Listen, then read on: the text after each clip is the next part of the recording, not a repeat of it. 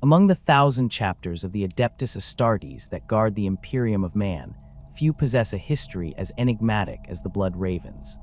While most Space Marine chapters can trace their lineage to a specific founding and Primarch, the Blood Ravens stand apart, their origins deliberately obscured or perhaps lost to the grinding wheels of imperial bureaucracy and the ravages of time. Imperial records regarding the Blood Ravens' founding are conspicuously absent from the hallowed archives of Terra. This absence is not merely an administrative oversight, but appears systematic and deliberate. The chapter itself possesses limited information about its early history, with much of their own archives purged or destroyed over the millennia. Most evidence suggests they were created either during the Second Founding in the early 31st millennium following the Horus Heresy, or possibly during the Third Founding, several centuries later. The Second Founding theory gains credence from scattered references in ancient texts that mention a chapter bearing similar heraldry deployed to the Segmentum Tempestus around this period. Fragmentary battle reports from compliance actions in the Vorga system describe Astartes warriors with deep crimson armor bearing avian iconography, though these documents lack official imperial authentication. If true, this would place the Blood Ravens among the earliest successors of the first founding legions, potentially indicating a direct connection to one of the original 20 Primarchs. Alternatively, the Third Founding theory suggests the chapter was created during a period when the Imperium was actively expanding its borders after recovering from the heresy. This timing would align with certain inconsistencies in the Blood Ravens' combat doctrine, which incorporates elements from multiple established chapters rather than adhering strictly to Codex Astartes principles. The eclectic nature of their tactics might indicate a deliberately composite creation, drawing from multiple geneseed sources rather than a single lineage. The mystery of the Blood Ravens' geneseed has spawned numerous theories among imperial scholars and the chapter's own librarians. The most persistent and troubling of these theories suggests a connection to the Thousand Sons, the traitor legion that followed the Primarch Magnus the Red into damnation during the Horus Heresy. Several pieces of circumstantial evidence support this hypothesis. First, the Blood Ravens demonstrate an unusually high occurrence of psychic potential among their battle brothers, with their librarian forces proportionally larger than those of most Codex-compliant chapters. This genetic predisposition towards psychic ability was a defining characteristic of the Thousand Sons before their fall. Second, the chapter's obsession with the collection and preservation of knowledge mirrors the scholarly pursuits that defined Magnus's legion. The Blood Ravens' battle cry, "Knowledge is power, guard it well," echoes the philosophical underpinnings of the pre-heresy Thousand Sons. The ravenous spirit incident provides the most compelling evidence for this connection. In the late 41st millennium, the Blood Ravens encountered a demonic entity calling itself the Ravenous Spirit during operations in the Orlaia subsector. This warp entity claimed to possess knowledge of the chapter's founding and suggested a direct lineage to the Thousand Sons. More disturbing were the entity's claims that it had guided the chapter's development from the shadows for millennia, manipulating events to serve its own inscrutable purposes. Chapter Master Gabriel Angelos dismissed these claims as demonic deception, yet subsequent investigations by the chapter's librarius uncovered troubling correlations. Ancient texts recovered from the Black Library spoke of a splinter faction of the Thousand Sons that rejected Magnus's bargain with the Chaos god Tzeentch. According to these accounts, a cadre of loyalist sorcerers attempted to flee Prospero before its destruction by the Space Wolves. While imperial records indicate all such loyalists were incorporated into the Grey Knights, certain inconsistencies suggest some may have escaped this fate. The genetic similarities between the Blood Ravens and Thousand Sons extend beyond psychic potential. Both exhibit an increased vulnerability to the flesh change, a degenerative mutation that plagued Magnus's sons before he bargained with Tzeentch to halt its progression. Blood Ravens apothecaries maintain extensive genetic screening protocols that bear striking similarities to those employed by the pre-heresy Thousand Sons, though this could be coincidental or derived from shared imperial medical practices. Attempts to definitively establish the Blood Ravens' gene lineage have been systematically thwarted. The most notable investigation was conducted by Archmagos Genitor Ulthus, who obtained Blood Raven's gene seed samples during the chapter's campaign against the Tyrannid splinter fleet in the Aurelian Crusade. Ulthus's laboratory on the Mechanicus Research Station, designated 11th Station, conducted comprehensive analysis of these samples, comparing them against the Adeptus Mechanicus's secure database of all known Space Marine gene seed lineages. According to fragmentary records that survived the station's subsequent destruction, Ulthus discovered genetic markers that matched no known loyal chapter. Instead, his findings indicated corrupted gene sequences that had been meticulously cleansed and stabilized through highly sophisticated methods beyond standard Imperial gene tech capabilities. Before Ulthus could transmit his complete findings to Mars, the 11th Station suffered a catastrophic reactor failure that destroyed all research data and killed the Archmagos, along with his entire research team. Inquisitorial investigation concluded that the station's destruction resulted from Eldar sabotage, though certain inconsistencies in the evidence suggested possible involvement from elements within the Imperium itself. Rumors persist that agents of the Ordo Malleus, or perhaps even the Blood Raven's own operatives, may have intervened to prevent Ulthus's discoveries from becoming widely known. The Blood Raven's potential connection to a traitor legion would explain the systematic purging of their records from Imperial archives. The Imperium has historically concealed uncomfortable truths about certain Loyalist chapters' origins, when those origins intersect with the heresy's darkest chapters. The Blood Angels' successors struggle with the Red Thirst, and the Dark Angels hunt for the fallen exemplify how chapters can remain loyal despite compromised genetic or historical legacies. Further complicating matters is the involvement of Fabius Bile, the infamous former chief apothecary of the Emperor's children. Documents recovered from one of Bile's abandoned laboratories in the Gothic sector contained notes regarding Blood Raven's gene seed.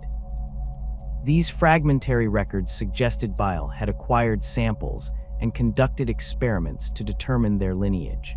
His clinical observations noted similarities to both Thousand Sons and Blood Angels' genetic markers, though with distinctive modifications he could not fully explain. Bile theorized that the Blood Raven's gene seed might represent a deliberate hybridization, possibly created during the turbulent period following the heresy when the Imperium was desperately trying to rebuild its Astartes forces with limited genetic material. If accurate, this would explain the chapter's unusual combination of traits and their absence from standard Imperial founding records. The most damning evidence regarding the Blood Raven's heritage emerged during the chapter's internal conflict, known as the Aurelia Civil War. Former chapter master Azariah Kairas, before his corruption by chaos was revealed, claimed to possess definitive knowledge of the Blood Raven's primogenitor. According to accounts from loyalist Blood Ravens who survived the conflict, Kairas maintained a sealed archive aboard his battle barge, the Litany of Fury, containing documents that allegedly proved the chapter's descent from a specific Primarch. Kairas reportedly used this knowledge to manipulate key figures within the chapter, suggesting their genetic heritage made them particularly susceptible to certain warp influences. When Kairas was ultimately exposed as a traitor, Gabriel Angelos ordered the complete destruction of these archives without examination, declaring that the Blood Raven's loyalty is proven by deeds, not descent. This decision, while pragmatic from a security perspective, eliminated potentially crucial evidence regarding the chapter's origins. Following Kairas' defeat, Angelos initiated a comprehensive purge of the chapter's remaining historical archives. This purge extended beyond materials potentially contaminated by chaos influence, encompassing all documents relating to the chapter's founding and early history. Angelos justified this action as necessary to prevent future corruption, but critics within the Inquisition interpreted it as an attempt to conceal dangerous truths.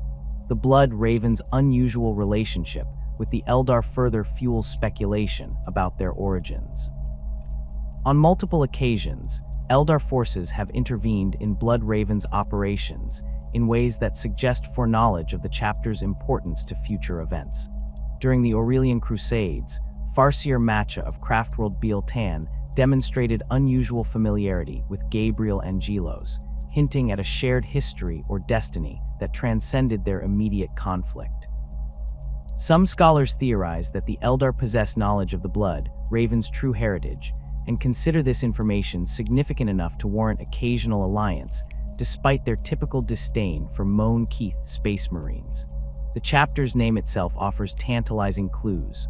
The Raven imagery evokes both the Corvidae cult of the pre-heresy Thousand Sons and the symbolic associations with the Primarch Corvus Corax of the Raven Guard. The blood element could reference the Genseed's origin, or perhaps a founding bathed in bloodshed now deliberately forgotten. Some inquisitorial scholars have proposed that the name was deliberately chosen to obscure rather than reveal, creating false connections to multiple Primarchs to hide the true lineage. Despite extensive investigation, conclusive evidence regarding the blood, Raven's founding remains elusive. What can be stated with certainty is that powerful forces within the Imperium have systematically worked to obscure this information, suggesting the truth is deemed dangerous enough to warrant extraordinary measures of concealment. Whether this concealment serves to protect the chapter from external prejudice or to prevent knowledge that might trigger internal corruption remains unknown. The Blood Raven's reputation for harboring an unusually high number of battle brothers with psychic potential has earned them both admiration and suspicion throughout the Imperium. While Codex-compliant chapters typically maintain a librarius of 10-15 psykers, the Blood Ravens field nearly 3 times that number, with approximately 40-45 active librarians at any given time. This statistical anomaly has not gone unnoticed by the Inquisition, particularly the Ordo Hereticus, which maintains extensive files on the chapter's psychic activities. The chapter's genetic predisposition towards psychic ability manifests early in the recruitment process. On Cyrene, before its destruction, potential neophytes underwent rigorous screening not only for physical prowess, but also for latent psychic talent. The librarians overseeing these tests employed specialized psycho-reactive crystals developed by the chapter's tech marines, devices calibrated to resonate in the presence of even minimal warp sensitivity. These crystals, known as Raven Specs, glow with increasing intensity corresponding to a subject's psychic potential, allowing the chapter to identify candidates who might otherwise escape detection by standard Imperial methods. Following the destruction of Cyrene, the Blood Ravens established new recruitment protocols across several worlds in the Aurelian subsector, including Calderis and Meridian. The chapter's librarians travel between these recruitment worlds in specialized vessels, equipped with warp-shielded chambers, where they conduct what have become known as the Blood Trials. These trials involve not only traditional tests of strength, endurance, and martial skill, but also increasingly sophisticated evaluations of psychic resistance and potential. The first phase of the Blood Trials subjects aspirants to controlled psychic stimuli designed to provoke latent abilities. Librarians project carefully modulated telepathic impulses toward groups of candidates, monitoring for any who unconsciously respond or shield themselves. Those who demonstrate even minimal reaction are separated for more intensive screening. This approach has proven remarkably effective at identifying psychic potential that might remain dormant for decades under normal circumstances. The second phase exposes candidates to carefully controlled warp energies under the vigilant supervision of multiple librarians and chaplains. Aspirants are placed in chambers containing artifacts recovered from various Xenos and Chaos encounters, objects that emit low-level warp radiation insufficient to cause corruption, but potent enough to stimulate latent abilities. The chambers are surrounded by hexagrammic wards and null field generators to contain any unexpected manifestations. Those who survive the Blood Trials and demonstrate psychic potential follow a different path than standard neophytes. While all aspirants receive the standard Genseed implantation and hypno-indoctrination, psychically gifted recruits undergo additional procedures designed to stabilize and enhance their abilities. The most notable of these is the Corvidae implantation, a supplementary neural surgery that augments the connection between the recruit's frontal lobes and the catalepsian node Genseed organ. This modified implementation process requires the presence of at least 3 senior librarians who maintain a psychic shield around the neophyte throughout the procedure. According to recovered data fragments from the personal journals of former Chief Librarian Jonah Orion, this shield serves a dual purpose: protecting the developing psyker from warp predators attracted to their vulnerable state, and containing any uncontrolled psychic discharge that might occur during the traumatic process. The Blood Raven's psychic training regimen diverges significantly from standard codex practices. While most chapters focus primarily on defensive disciplines and basic battlefield applications, the Blood Ravens maintain an extensive curriculum that explores more esoteric applications of psychic power. This curriculum is divided into 3 primary disciplines, each associated with a specific aspect of Corvid symbolism, central to chapter iconography. The Corvidae discipline focuses on divination and foresight, teaching initiates to perceive probable futures and identify critical decision points in upcoming battles. Practitioners learn to extend their consciousness beyond normal temporal constraints, glimpsing fragmentary visions of potential outcomes. The most accomplished Corvidae adepts can identify nexus events where minimal intervention yields maximum strategic advantage, a capability that has saved countless Blood Ravens' lives across numerous campaigns. During the Tyrannid incursion on Typhon Primaris, Librarian Jonah Orion employed Corvidae techniques to identify a critical weakness in the hive mind's synaptic network. By foreseeing the precise moment when the synaptic creatures would be most vulnerable, he directed a precision strike that severed the hive mind's control over a significant portion of the swarm, creating crucial hours of confusion that allowed the Blood Ravens to evacuate key personnel and equipment. The Ravenous discipline encompasses techniques for absorbing and manipulating knowledge, both conventional information and psychic impressions left on objects and locations. Blood Ravens librarians trained in this discipline can extract information from artifacts by touch, reading the psychic imprints left by previous handlers. This ability extends to battlefield applications where they can absorb tactical data from fallen enemies, temporarily gaining insight into enemy formations and strategies. This discipline manifests most visibly in the technique known as Mind Crush, where a librarian forcibly extracts information directly from an enemy's consciousness. Unlike crude interrogation methods employed by less disciplined psykers, Mind Crush operates with surgical precision, targeting specific memory clusters while leaving surrounding neural architecture intact. The technique requires tremendous control, as improper application can reduce the subject to a mindless state, or worse, create a conduit for warp entities to enter real space. The third discipline, Raptorus, focuses on direct combat applications of psychic power. Its most feared technique, Avian Talons, manifests as phantom claws of warp energy extending from the librarian's hands or force staff. These talons can rend both physical matter and the fabric of the warp itself, making them particularly effective against demons and warp entities. When fully manifested, the talons can tear through ceramite armor and disrupt the molecular cohesion of their targets, causing catastrophic structural failure in both organic and inorganic materials. During the purge of the chaos-corrupted space Hulk judgment of Carrion, epistolary Micros Kine employed avian talons to devastating effect against a group of plague marines.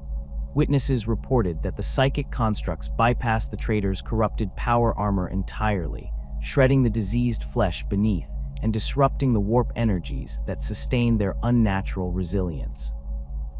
Even more impressively, when a minor demon attempted to manifest through the corpse of a fallen traitor, Kine's talons severed its connection to the warp, banishing it before manifestation could complete.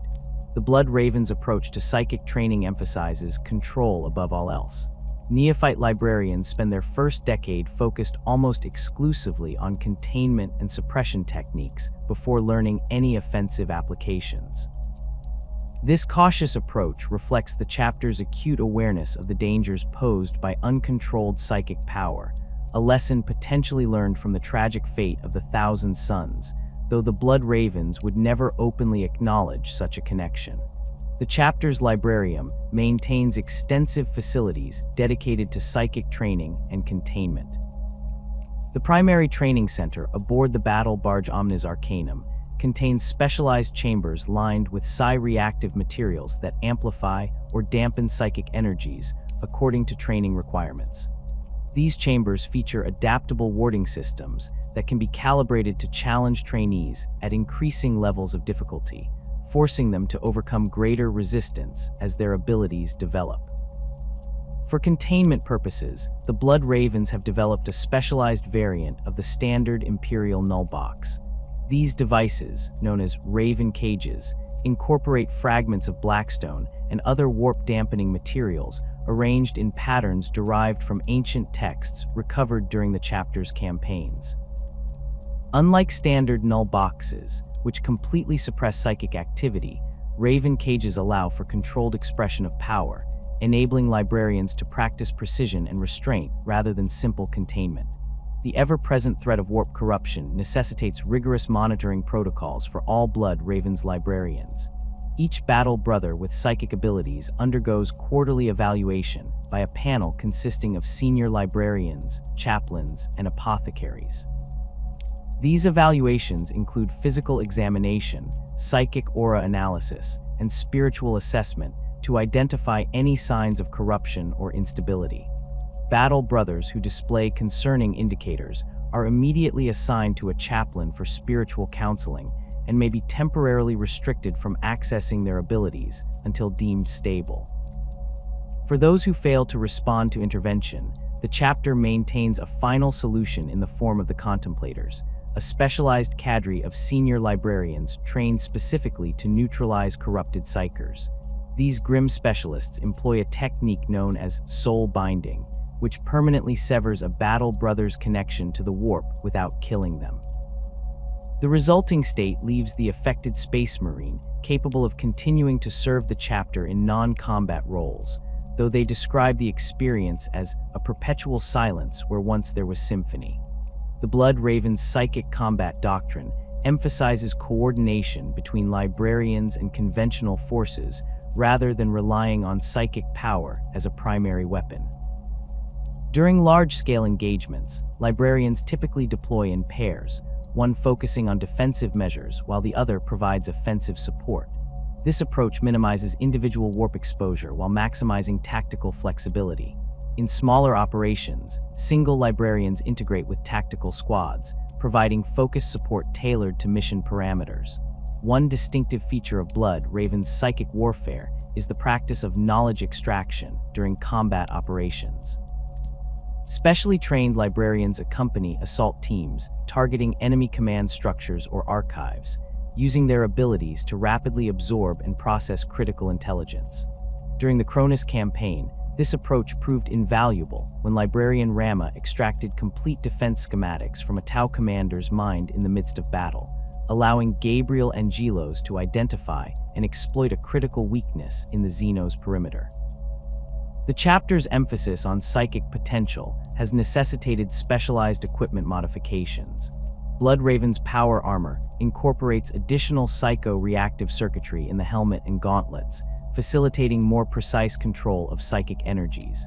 Their force weapons feature unique crystalline matrices that serve as more effective conduits for warp energy than standard Imperial designs.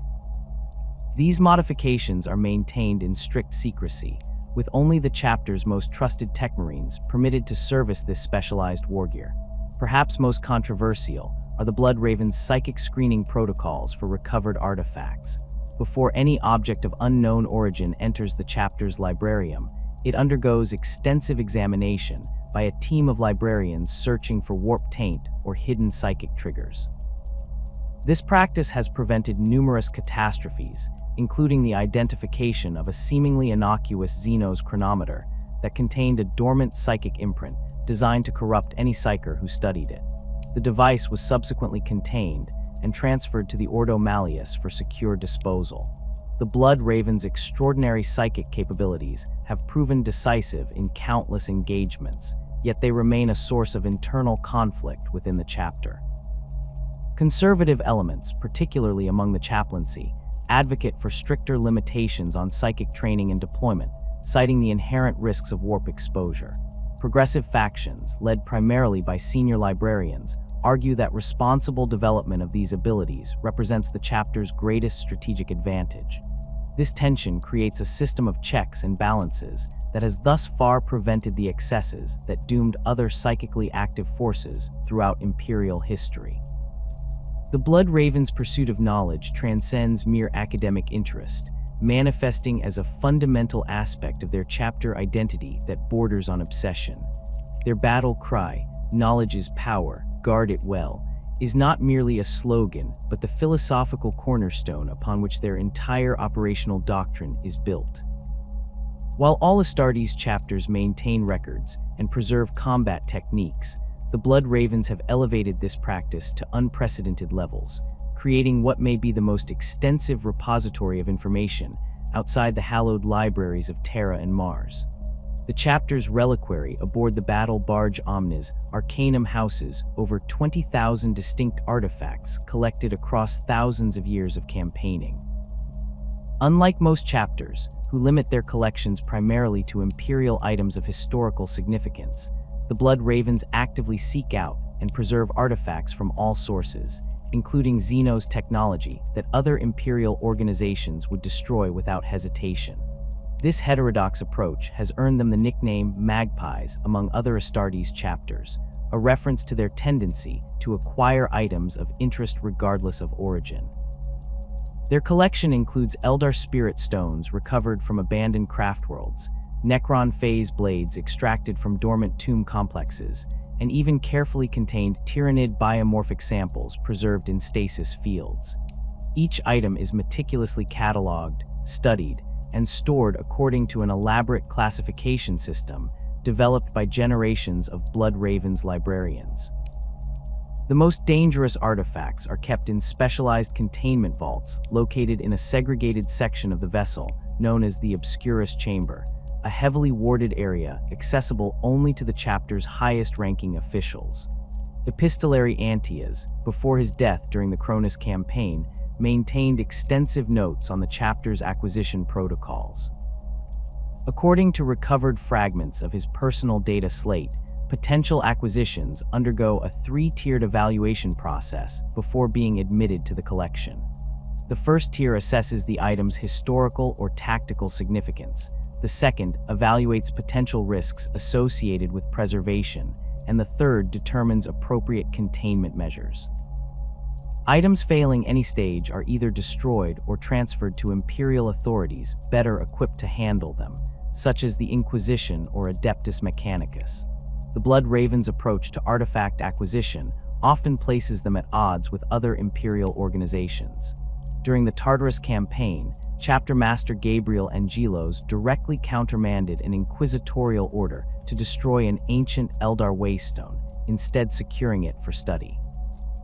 When questioned by Inquisitor Mordecai Toth, Angelos justified his decision by citing 17 previous instances where preserved Xenos artifacts had provided critical intelligence that saved Imperial lives.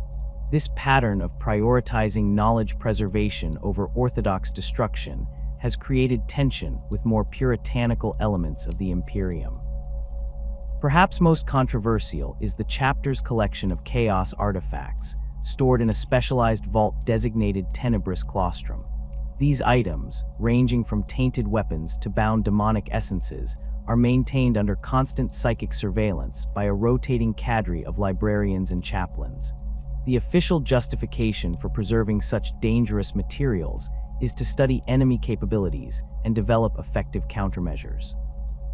However, some within the chapter privately acknowledge that certain chaos texts contain valuable information about warp manipulation techniques that can be purified and adapted for loyal purposes. The Blood Raven's Librarium extends far beyond physical artifacts, encompassing what may be the most extensive digital and written archives of any Astartes chapter.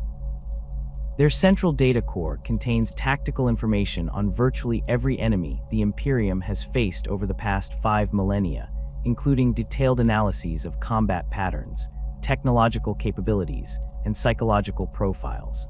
This repository is continuously updated by specialized codiciers who accompany all major deployments, their sole purpose being to observe and document new tactical data.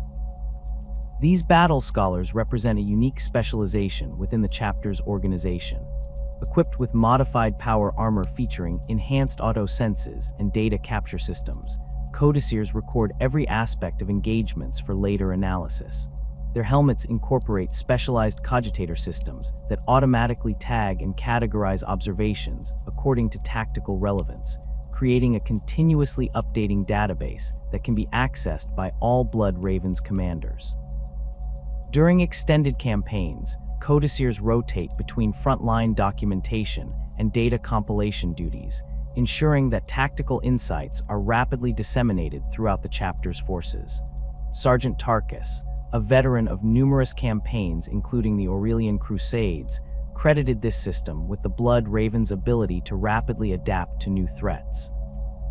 During the Tyranid invasion of subsector Orlia, tactical squads received hourly updates on newly observed biomorphs and their capabilities, allowing them to modify their engagement protocols in real time. This adaptive approach proved particularly effective against the constantly evolving Tyranid swarms, with Blood Raven squads demonstrating a 23% higher survival rate compared to other Imperial forces facing similar threats. The chapter's preservation of forbidden knowledge extends well beyond tactical data. Hidden within the deepest vaults of their librarium are texts that would be immediately classified as heretical by Imperial authorities, ancient philosophical treatises from the Dark Age of technology, pre-Imperial scientific works discussing warp manipulation, and even carefully selected writings from the Great Crusade era that contain perspectives later deemed incompatible with Imperial doctrine. These texts are accessible only to the chapter's highest-ranking librarians, who must undergo extensive psychological screening before being granted clearance. The most sensitive materials are entrusted to a secretive inner circle known as the epistolaries of the hidden vaults. This cadre of senior librarians, never numbering more than 7 at any given time, serves as the guardians of knowledge deemed too dangerous for general distribution, but too valuable to destroy. Each epistolary memorizes portions of forbidden texts rather than maintaining physical copies, creating a distributed archive that cannot be compromised by the corruption or death of any single individual. Only when all 7 gather can certain pieces of information be fully reconstructed, a security measure designed to prevent both external theft and internal misuse. Chief Librarian Jonah Orion, following his elevation to the position after the Aurelian Crusades, implemented additional safeguards for the chapter's most dangerous knowledge. He established the protocol of severed memory, whereby certain information is psychically partitioned within a librarian's mind, accessible only under specific circumstances or in the presence of designated trigger phrases known only to the chapter master and chief librarian. This protocol allows the Blood Ravens to preserve critical information while minimizing the risk of corruption, as the knowledge remains dormant and isolated from the conscious mind during normal operations. The Blood Ravens' approach to knowledge extends beyond preservation to active pursuit. The chapter maintains specialized exploration teams designated as seeker squads, tasked with investigating rumors of lost technologies, ancient texts, or artifacts of significant power. These squads operate with considerable autonomy, sometimes disappearing for decades while pursuing particularly elusive targets. Unlike standard Astartes reconnaissance units, seeker squads include at least 1 tech marine and 1 librarian, ensuring they can properly identify, secure, and contain valuable finds regardless of their nature. Captain Davian Thule led perhaps the most successful seeker squad in recent chapter history before his promotion to command the 4th Company. During a 50-year exploration mission in the Galactic North, his team recovered over 300 unique artifacts, including the Blade of Reason, a power sword of unknown origin capable of cutting through warp energies as easily as physical matter. The squad also retrieved fragments of an STC database from an abandoned research outpost on the fringes of the Halo stars, earning rare commendation from the Adeptus Mechanicus, who typically view the Blood Ravens' collection habits with suspicion. The chapter's obsession with knowledge acquisition has led to the development of specialized equipment designed specifically for information retrieval operations. Their tech marines have created modified servo skulls equipped with advanced scanning technology capable of rapidly copying texts or creating three-dimensional renderings of artifacts. These memor skulls can infiltrate locations too dangerous or restricted for Astartes' presence, transmitting their findings via encrypted channels to waiting Blood Ravens vessels. During operations where stealth is paramount, these devices have proven invaluable for acquiring information without alerting hostile forces or suspicious allies. For digital information extraction, the chapter employs devices known as Corvus interfaces, compact cogitator units capable of bypassing most common security systems to extract data from enemy networks. These devices, roughly the size of a combat knife, can be inserted into any standard data port, where they deploy microscopic mechadendrites that establish direct neural-level connections with the target system. Once connected, they can extract terabytes of information in seconds, while simultaneously erasing all evidence of the intrusion. The Adeptus Mechanicus has repeatedly requested samples of these devices for study, requests the Blood Ravens have politely but firmly declined. The chapter's emphasis on knowledge extends to its training regimens for all battle brothers, not merely its librarians. Standard tactical marines undergo extensive education in enemy recognition, historical context of current conflicts, and theoretical analysis of combat scenarios. While other chapters might focus exclusively on weapons training and physical conditioning, Blood Ravens neophytes spend approximately 30% of their training time in study, analyzing battle reports and historical texts under the guidance of veteran instructors. This approach produces warriors who understand not only how to fight, but why specific tactics work against particular enemies, a depth of knowledge that translates to greater battlefield flexibility. This educational emphasis is particularly evident in the chapter's scout company, where initiates receive instruction in data collection alongside traditional infiltration techniques. Blood Raven scouts are taught to prioritize intelligence gathering alongside their combat objectives, often deploying specialized auspex equipment capable of penetrating various forms of shielding to record information about enemy deployments, technology, or fortifications. The most promising scouts are sometimes attached to seeker squads for additional training, creating a pipeline of battle brothers specifically prepared for knowledge acquisition operations. The Blood Ravens' knowledge-focused approach has yielded significant tactical advantages throughout their recorded history. During the Tartarus campaign, their extensive records of previous chaos incursions allowed them to identify the early signs of warp corruption weeks before manifestation, providing crucial time for preventative measures. On Cronus, detailed analysis of previous encounters with Necron forces enabled the chapter to develop specialized EMP munitions that temporarily disrupted the Xenos self-repair protocols. Most recently, during the defense of Meridian, archived information about Tyranid adaptation patterns allowed the chapter to predict the Hive fleet's evolutionary responses to initial defeats, setting effective countermeasures before new biomorphs even emerged. However, this obsession with knowledge carries significant risks. The chapter has walked a dangerous line between studying forbidden information and being corrupted by it. The fall of former chapter master Azariah Kairas demonstrates this peril most clearly. As a librarian, Kairas had access to some of the chapter's most dangerous knowledge, including texts regarding chaos entities and their manifestation. While the exact process of his corruption remains classified, evidence suggests his initial exposure to chaos influence occurred during research into banishment rituals, knowledge sought with protective intent that ultimately led to his downfall. Following Kairas' betrayal, Gabriel Angelos implemented additional safeguards around the chapter's most dangerous knowledge. He established the Corvidi Protocol, requiring at least 3 librarians to be present whenever certain texts are accessed, with each monitoring the others for signs of corruption. Additionally, he ordered the creation of psychic wards around the most sensitive archives, designed not to prevent access, but to contain any warp entities that might be inadvertently summoned or attached to the materials. These precautions have thus far prevented further incidents, though the inherent risk remains.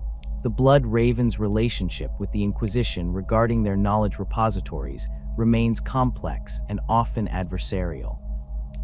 While some Inquisitors value the chapter's extensive records as a resource for their own investigations, others view their collection of Xenos and Chaos materials as inherently suspicious.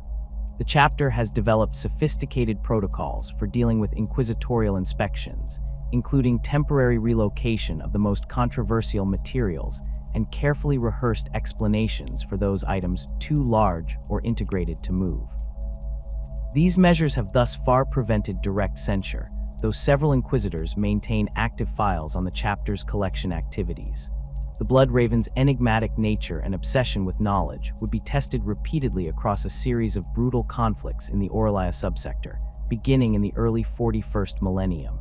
These campaigns, later collectively known as the Dawn of War, would define the chapter's modern identity and nearly bring about its destruction. The Tartarus campaign marked the Blood Raven's first significant engagement in the subsector, when Force Commander Gabriel Angelos led the Third Company to the jungle world in response to an orc invasion.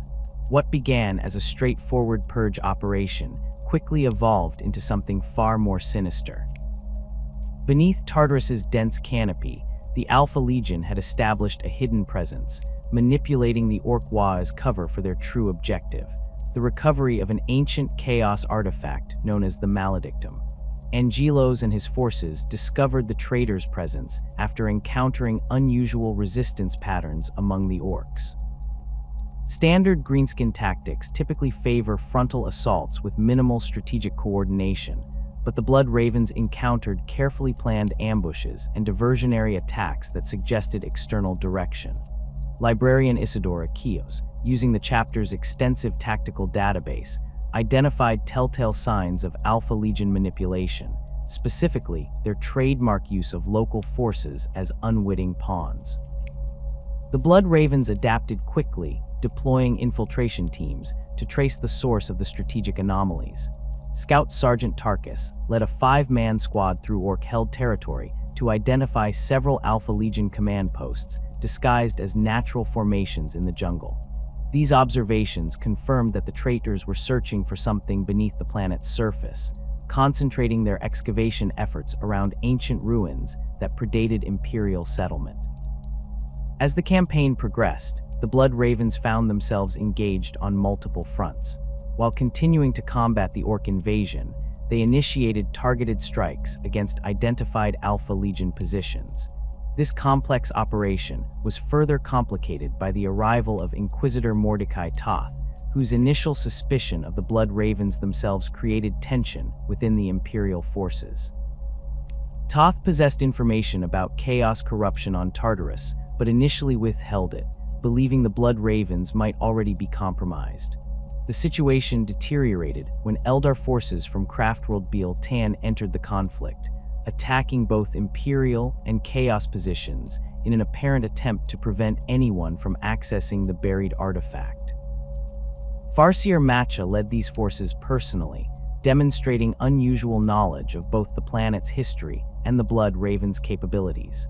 Her forces targeted Blood Raven's positions with precision, suggesting prior intelligence about their deployment patterns and tactical tendencies.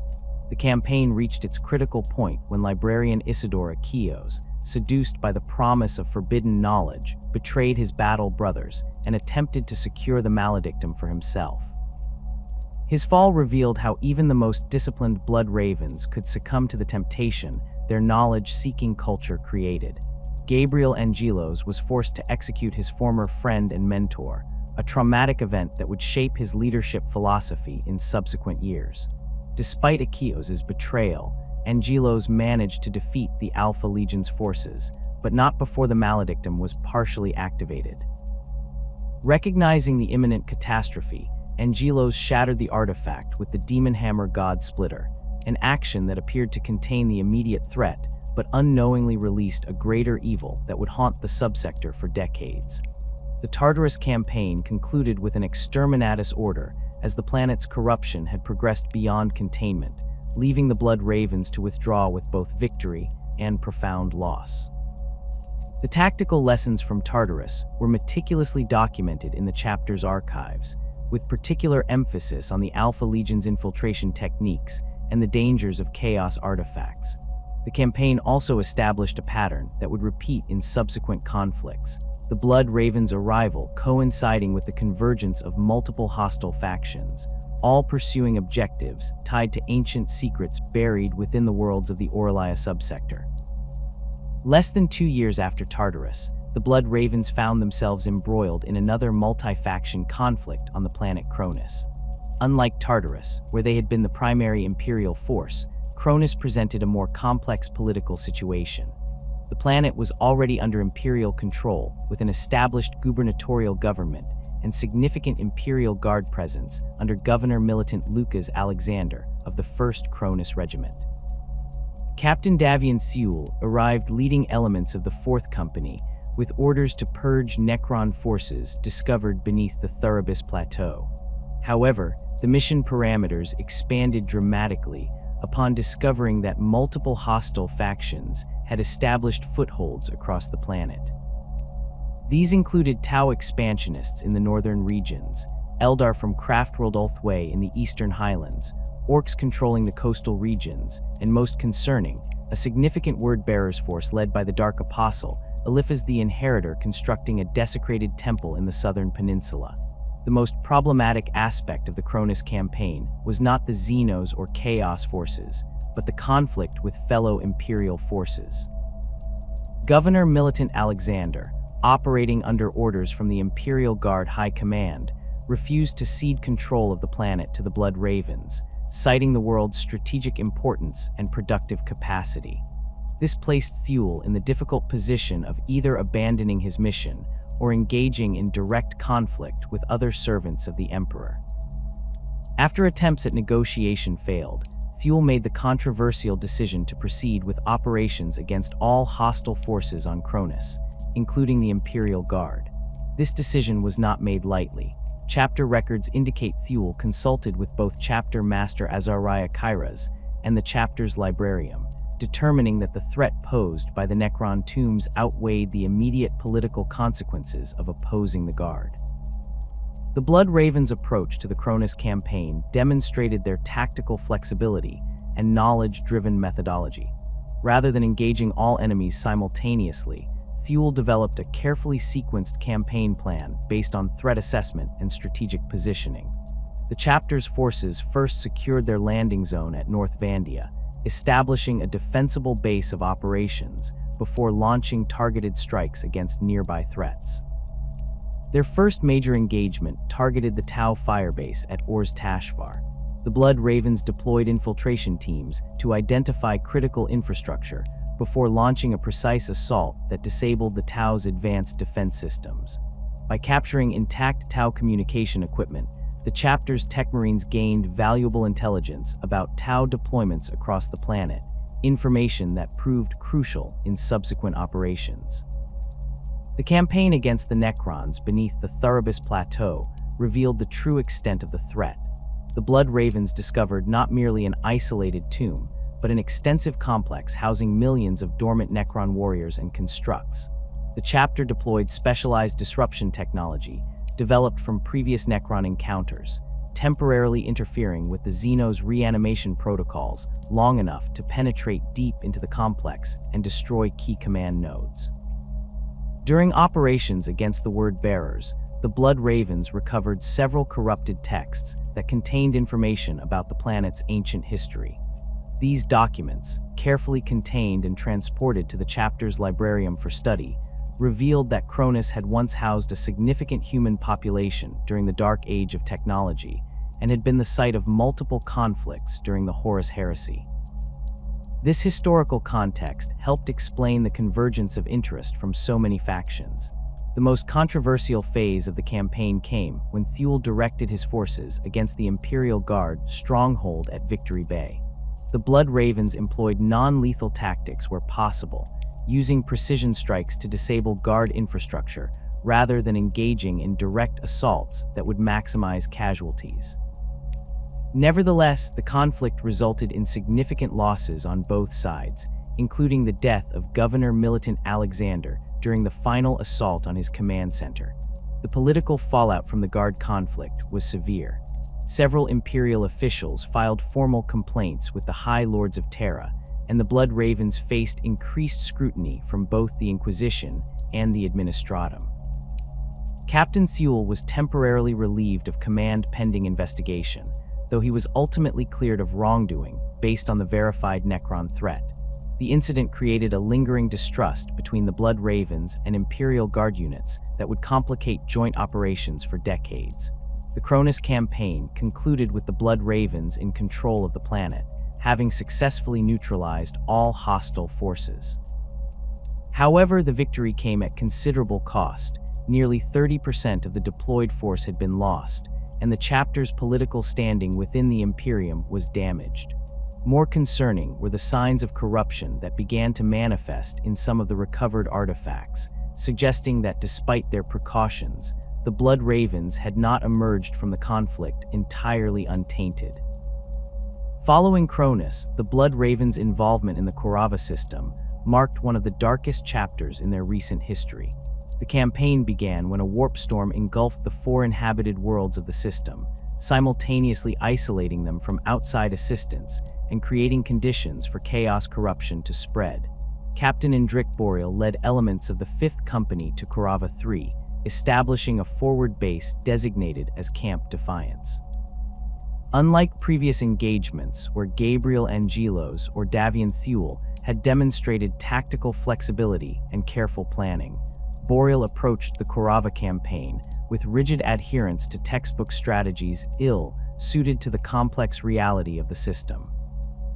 His forces faced an unprecedented array of opponents: Imperial Guard forces under Governor Militant Vance Stubbs, Sisters of Battle from the Order of the Sacred Rose, Orcs led by Warboss Gorguts, Eid Untur, Eldar from Craftworld Ulthway, Dark Eldar Raiders from Camorra, Tau Expansionists, and a growing Chaos presence led by Furivius Karen of the Alpha Legion. Boreal's fundamental error was dividing his limited forces across multiple fronts, instead of concentrating on securing a single world before expanding operations. This decision stemmed from his overconfidence in Space Marine superiority and a critical misreading of the strategic situation. Chapter records indicate he deployed just 200 battle brothers across all 4 planets of the system, creating isolated pockets of Space Marines that could not effectively support each other when attacked. The campaign quickly deteriorated as multiple factions launched simultaneous offensives against Blood Raven's positions. On Korava 4, a strike force led by Sergeant Avitus was overwhelmed by Dark Eldar forces employing advanced webway technology to outmaneuver the Space Marines. On Korava 2, Librarian Rama's detachment suffered severe casualties during an attempted raid on the Tau firebase, with survivors reporting that the Xenos appeared to have advanced knowledge of their attack plans. The situation reached crisis point when Orc forces under Gorguts launched a massive assault on Camp Defiance itself. Boreal had depleted the base's defenses by dispatching too many squads on offensive operations, leaving insufficient forces to repel the resulting battle saw the near-complete destruction of the Blood Raven's presence in the system. Boreal himself was killed during the final defense of the command center, reportedly continuing to recite tactical doctrines from the Codex Astartes even as Orc forces breached the perimeter. Of the 200 Blood Ravens deployed to the Korava system, fewer than 30 survived to be extracted when reinforcements finally arrived after the warp storm dissipated. This devastating loss represented nearly the entire fighting strength of the 5th Company and included several irreplaceable veterans and specialists. The chapter's apothecaries were unable to recover Geneseed from most of the fallen, compounding the long-term impact of the defeat. The Korava disaster forced the Blood Ravens to reassess their tactical doctrine and command structure. Chapter Master Azariah Kairos ordered a comprehensive review of Boreal's decisions, identifying critical failures in intelligence gathering, force deployment, and adaptive response. The campaign became a cautionary example studied by all Blood Ravens officers, with particular emphasis on the dangers of doctrinal rigidity and the importance of maintaining operational flexibility. Barely recovered from the Korava defeat, the Blood Ravens faced perhaps their greatest challenge when a splinter fleet of Hive Fleet Leviathan invaded the Orlia subsector. The Tyranid assault began with the infection of the jungle death world Calderis, one of the chapter's primary recruitment worlds. Captain Davian Thule, restored to command following his exoneration after Cronus, led the initial defense force, deploying with elements of the 4th Company to contain the outbreak. The Blood Ravens' extensive knowledge of Tyranid biology proved invaluable in the early stages of the conflict.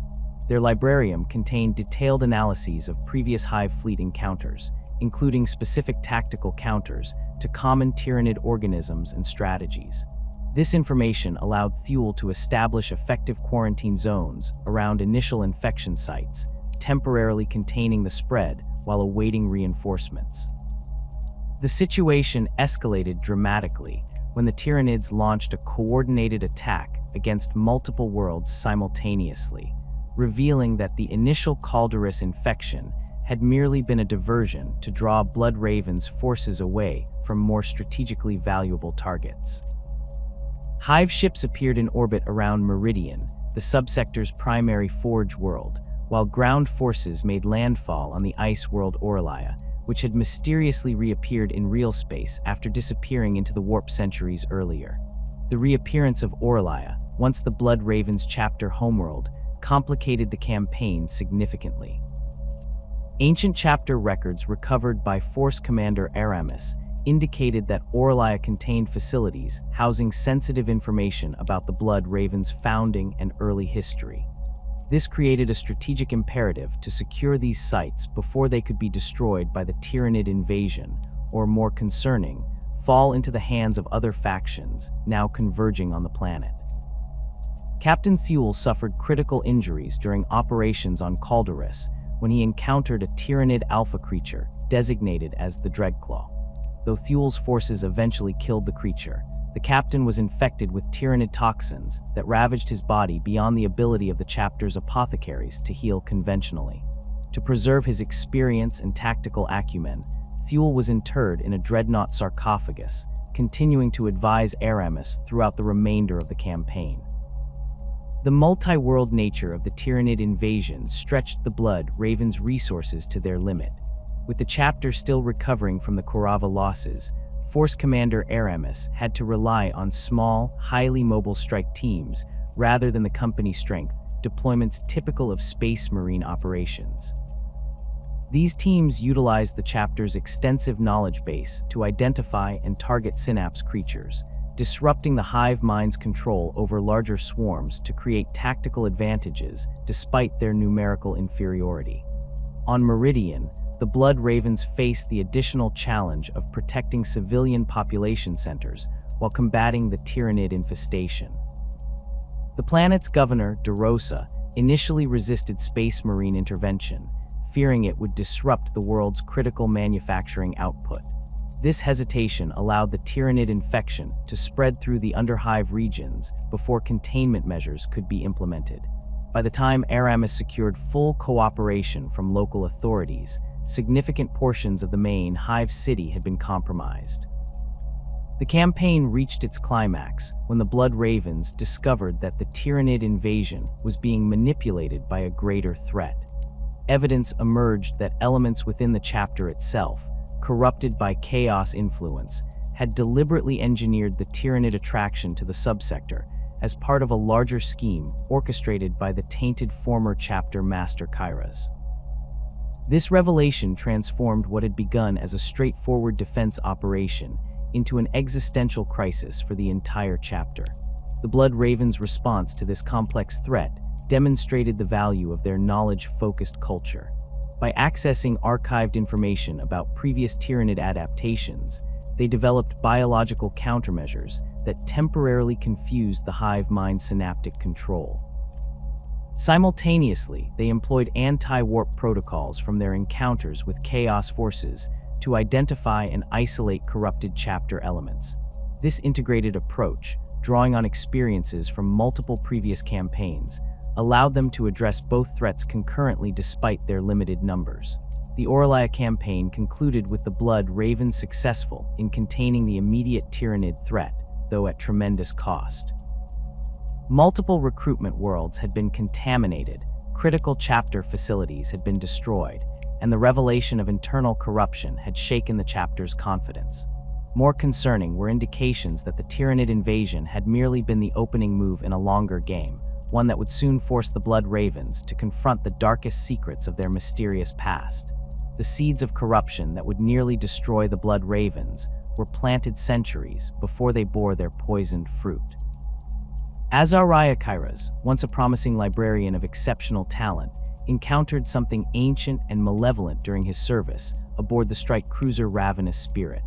Official chapter records indicate the vessel was lost in the warp in the late 40th millennium while investigating Xeno's activity near the Orlia subsector. For decades, the Blood Ravens believed Kairas had perished along with the ship's entire crew. The truth proved far more disturbing. The Ravenous Spirit had become trapped within a warp storm where it encountered a space hulk containing the essence of Ulcair, a greater demon of Nurgle. Kairas, using his formidable psychic abilities, managed to banish the demon temporarily, but not before establishing a connection that would slowly corrupt him over the following centuries. This corruption remained undetected when Kairas miraculously returned to the chapter nearly 70 years after his disappearance, bringing with him extensive knowledge of warp entities that he claimed to have gleaned from surviving texts aboard the Space Hulk. The chapter, desperate for experienced leadership following significant losses in the Hadrian campaign, failed to scrutinize Kairas's unexplained survival adequately. His extraordinary knowledge of warp phenomena and tactical brilliance quickly elevated him through the ranks, first becoming chief librarian and eventually ascending to chapter master, a rare dual appointment that granted him unprecedented control over both the chapter's physical forces and its repository of knowledge. Former epistolary Mikros Kine, who served under Kairas during his early years as chief librarian, documented subtle changes in the chapter's acquisition protocols following Kairas's ascension. Previously forbidden texts regarding demonic summoning and warp manipulation were reclassified as strategic resources, accessible to an expanding circle of senior librarians. Artifacts that had been sealed away due to suspected chaos taint were removed from containment for further study, with several disappearing entirely from the chapter's inventory records. Kairas's corruption manifested most clearly in his gradual reshaping of chapter doctrine. Traditional Blood Ravens' tactical flexibility gave way to more rigid protocols that emphasized capturing enemy knowledge and technology even at the cost of battle brother lives. Training regimens for librarians shifted toward more aggressive psychic techniques with less emphasis on protective wards and containment protocols. These changes, implemented incrementally over decades, went largely unchallenged as Kairas systematically promoted those loyal to him while assigning potential dissenters to dangerous deployments from which they often failed to return. The first significant indicator of Kairas's true allegiance came during the Purge of Cyrene, the chapter's primary recruitment world. Official reports claimed the planet had fallen to heretical uprisings requiring exterminatus, but survivors later revealed that the population had merely witnessed Blood Ravens engaging with warp entities during an artifact recovery operation. Gabriel Angelos, then a captain, ordered the exterminatus believing he was containing a potential chaos contamination, unaware that Kairas had orchestrated the entire situation to eliminate witnesses to his covert activities on the planet's surface. Apothecary Galen, assigned to the Cyrene operation, maintained a private data log that described recovering unusual biological samples from deep beneath the planet's primary hive city. His notes indicated these samples contained genetic material consistent with advanced warp organism hybridization that Kairas personally collected before ordering all reference to their discovery purged from mission reports. Galen's log abruptly ended 3 weeks after the Cyrene exterminatus, with chapter records listing him as killed in action against Orc forces despite no documented Orc activity in the sector during that period. Captain Apollo Diomes, commander of the Honor Guard and Kairas's most trusted officer, became the chapter master's primary instrument for spreading corruption throughout the ranks. Diom's unquestioning loyalty to Kyras stemmed not from chaos influence, but from rigid adherence to chapter hierarchy and tradition. This made him the perfect unwitting agent, implementing directives he believed served the chapter's interests while actually advancing Kyras' hidden agenda. Through Diom's, Kyras was able to control the flow of information to the rest of the chapter leadership, ensuring that evidence of his corruption remained fragmented and inconclusive. The third company became particularly susceptible to Kyras' influence following their deployment to the Targa system. Battle records indicate the company suffered heavy casualties during engagement with Dark Eldar forces, with survivors exhibiting unusual behavioral patterns upon their return. Chaplain Michaelis noted increased aggression and diminished adherence to chapter rituals among these veterans, but his concerns were dismissed by Diom's, who attributed the changes to combat trauma. Within 6 months, nearly 60% of the Third Company's sergeants had been replaced with battle brothers personally selected by Kyras from other companies. Sergeant Avitus exemplified how Kyras exploited existing weaknesses to corrupt otherwise loyal Space Marines. Following the disastrous Kurava campaign, Avitus returned harboring intense resentment toward chapter leadership for what he perceived as the needless sacrifice of his battle brothers. Kyras personally oversaw Avitus's psychological rehabilitation, using these sessions to gradually reshape the sergeant's anger into a weapon. By subtly reinforcing Avitus's disillusionment while offering the promise of power through less orthodox means, Kyras transformed a once exemplary Space Marine into a willing agent of chaos. The corruption spread methodically through specialized units designed to operate independently with minimal oversight. The chapter's seeker squads, tasked with recovering artifacts from remote locations, became particularly compromised. These small teams often spent years isolated from chapter command, making them perfect vectors for Kyras' influence. Upon returning from their missions, corrupted seekers would be strategically reassigned to different companies, spreading tainted artifacts and corrupted practices throughout the chapter. Techmarine Martellus uncovered evidence of this systematic corruption while analyzing communication patterns between chapter vessels. His data revealed unusual encryption protocols being used for transmissions between ships under the direct command of Kyras loyalists.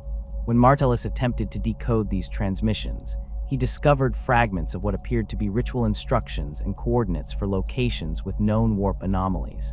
Before he could present his findings to chapter authorities, Martellus's workshop suffered a catastrophic plasma conduit failure that destroyed his data and nearly killed him. He was subsequently reassigned to serve under Gabriel Angelos, one of the few commanders Kyras had failed to corrupt or eliminate. The extent of Kyras' corruption became undeniable during the Aurelian Crusades, when the Blood Ravens found themselves simultaneously combating Tyrannid, Orc, Eldar, and Chaos forces across multiple worlds.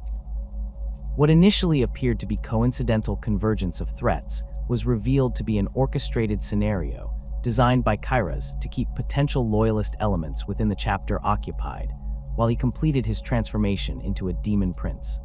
Audio logs recovered from the bridge of the strike cruiser Litany of Fury-captured Kyras communicating with the greater demon Ulcair, confirming their long-standing pact and revealing plans to sacrifice the entire chapter to Khorne.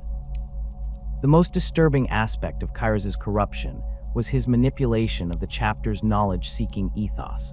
By gradually redefining what constituted acceptable study of chaos artifacts and texts, he normalized increasingly dangerous practices. Librarians who would have immediately recognized overt heresy were slowly conditioned to accept incremental exposure to corrupting influences as necessary for understanding the enemy. This insidious approach allowed Kyras to corrupt the chapter's greatest strength, its pursuit of knowledge, into the vector for its near destruction.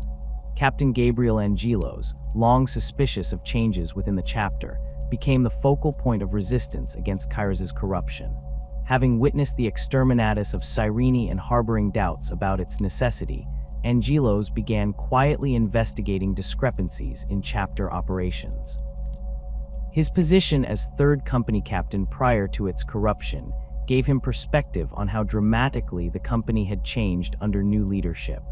Using his authority to requisition historical battle records, Angelos identified patterns of suspicious deployments and improbable casualties among officers who had questioned Kyros's directives. The breaking point came when Angelos received encrypted data from librarian Jonah Orion, who had been analyzing Kyros's psychic emanations during chapter rituals. Orion's analysis revealed subtle warp signatures inconsistent with loyal Space Marine psychic patterns, instead showing resonances typically associated with chaos influence. This evidence, combined with Martelus's communication analysis, convinced Angelos that the chapter had been compromised at the highest level. The resulting civil war tore the Blood Ravens apart. Battle lines were drawn primarily along company divisions, with the 3rd and 5th companies largely supporting Kyros, while the 1st, 4th, and remnants of the 2nd stood with Angelos. The Blood Ravens fleet divided similarly, with approximately 60% of vessels declaring for Kyros, while the remainder supported the Loyalists or attempted to remain neutral pending further information. Combat between battle brothers proved particularly brutal due to the Blood Ravens' intimate knowledge of their own tactical doctrines. Traditional chapter strategies proved ineffective as both sides could anticipate standard responses, leading to increasingly desperate and unorthodox approaches. The death toll mounted rapidly, with nearly a third of the chapter's strength lost in the first month of conflict alone. The Litany of Fury, under Kyros's direct command, became particularly feared for its hit and run attacks on Loyalist vessels, often appearing via dangerously precise warp jumps that suggested demonic assistance in navigation. The most devastating engagement occurred at the Fortress Monastery on Ross Paradise, where Kyros's forces laid siege to the primary chapter repository.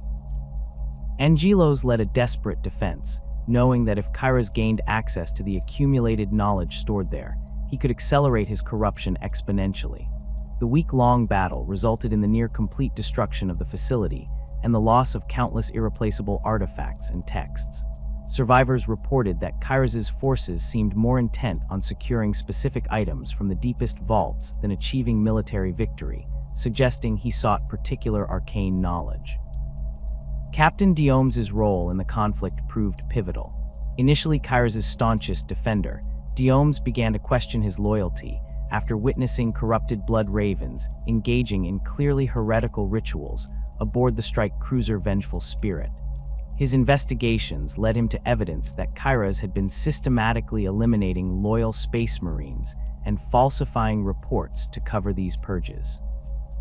The final confirmation came when Diomes discovered the corrupted remains of his own honor guard, transformed into monstrous parodies of Space Marines through warp influence. Diomes' defection to the Loyalist cause represented a crucial turning point. As commander of the Honor Guard, he possessed biometric access to secure areas throughout chapter facilities and vessels.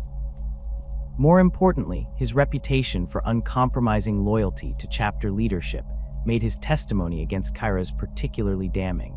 When Diomes publicly denounced Kyros and presented evidence of corruption, many previously neutral elements within the chapter aligned with Angelos' forces. The civil war culminated in the Aurelia subsector, where Kyros sought to complete his ascension to demonhood by sacrificing billions of lives across multiple worlds. His plan involved using the Blood Ravens' extensive knowledge of the subsector's defense systems to systematically disable planetary shields and orbital defenses, allowing his forces to enact mass slaughter on an unprecedented scale. Simultaneously, he activated corrupted artifacts placed on key worlds over decades, creating warp disturbances that weaken the barrier between real space and the Imperium. Angelos coordinated with loyal Imperial forces to counter this existential threat, forming an unlikely alliance with Guard regiments that had previously opposed Blood Ravens' operations in the subsector. The combined Imperial forces managed to contain the worst of the warp breaches, while Angelos led a strike team of his most trusted battle brothers in a direct assault on Kyros' ritual site on Cyrene, now a demon world following its emergence from the warp. The final confrontation between Angelos and Kyros revealed the full extent of the chapter master's corruption. No longer even remotely human, Kyras had become a monstrous amalgamation of space marine and demon, wielding powers drawn from multiple chaos gods, but primarily aligned with Khorne. The battle nearly cost Angelos his life, with historical accounts indicating he suffered wounds that would have killed even an Astartes several times over. Only the timely intervention of librarian Jonah Orion and the sacrifice of several veteran battle brothers created the opportunity for Angelos to strike the killing blow with the Demon Hammer God Splitter. In the aftermath of Kyras' defeat, the Blood Ravens found themselves decimated, with barely a quarter of their pre-Civil War strength remaining. More devastating than the physical losses was the damage to the chapter's identity and purpose. Their pursuit of knowledge, once their defining characteristic, had become the vector for their corruption. Many surviving Blood Ravens advocated for abandoning this aspect of their culture entirely, arguing that the risks of seeking forbidden knowledge had been conclusively demonstrated. Gabriel Angelos emerged from the ashes of the chapter's civil war as its natural leader, though his path to chapter master began decades earlier on the recruitment world of Cyrene. Born to a planetary governor, Angelos demonstrated exceptional potential during the Blood Trials, scoring in the highest percentile for both physical aptitude and mental resilience. His early years as a scout showed a methodical approach to combat that caught the attention of then Captain Trithos of the Third Company, who personally requested Angelos' assignment to his command upon completion of his training. As a tactical marine, Angelos distinguished himself during the Hadrian campaign, where his squad was cut off from the main force for 17 days, yet continued to disrupt Orc supply lines through carefully planned ambushes. Combat recordings show Angelos adapting standard tactics to account for the specific terrain and enemy behavior patterns, demonstrating the flexible thinking that would later define his command style. His promotion to sergeant came after the death of his squad leader during operations against Dark Eldar raiders in the Moria system. Angelos' ascension to captain occurred following the Tartarus incident, where his actions against the Alpha Legion earned him both commendation and scrutiny. The execution of his friend and mentor, librarian Isidore Achios, demonstrated Angelos' unwavering commitment to the chapter's purity despite personal cost. This traumatic experience instilled in him a heightened vigilance against chaos corruption that would later prove crucial in identifying Kyras' taint. The Demon Hammer God Splitter became synonymous with Angelos following the Tartarus campaign. Originally an ancient relic recovered from the vaults beneath the planetary capital, the hammer contained binding hexes capable of disrupting demonic energies. Angelos initially wielded it out of necessity rather than choice, as it was the only weapon available capable of destroying the maledictum. After experiencing its effectiveness against warp entities, he had the chapter's tech marines modify it to better suit his combat style, incorporating balanced weight distribution and power field emitters calibrated specifically to his neural patterns. During the Aurelian Crusades, Angelos refined his combat technique with God Splitter, developing a distinctive style that combined the hammer's devastating impact with surprisingly fluid movement. Survivors of these campaigns described Angelos as moving like water, but striking like a thunderbolt, able to redirect the hammer's momentum between blows to maintain continuous offensive pressure. Against the demon Prince Kyras, Angelos employed this technique to devastating effect, using the hammer's disruptive field to weaken his opponent's warp connection before delivering the killing blow. The physical toll of wielding God Splitter became apparent in the years following Kyras' defeat. The hammer's disruption field created subtle warp disturbances that gradually affected Angelos' nervous system, resulting in microscopic but cumulative damage. Chapter apothecaries documented increasing tremors in his left arm when not in combat, though adrenaline and focused concentration allowed him to suppress these symptoms during battle. Rather than relinquish his signature weapon, Angelos worked with the chapter's tech marines to develop specialized neural interfaces in his power armor that mitigated the worst effects. Following his elevation to chapter master, Angelos implemented sweeping reforms to prevent future corruption. He established the protocol of scrutiny, requiring all recovered artifacts to be examined by at least 3 librarians working independently before being admitted to the chapter's repositories. More controversially, he ordered the destruction of certain texts deemed too dangerous to preserve, prioritizing the chapter's spiritual health over knowledge acquisition for the first time in Blood Raven's history. Angelos' leadership style emphasized personal connection with his battle brothers across all companies. Unlike Kyra's, who remained distant and operated through intermediaries, Angelos regularly participated in training exercises with newly inducted Marines and maintained an open-door policy for any battle brother seeking counsel.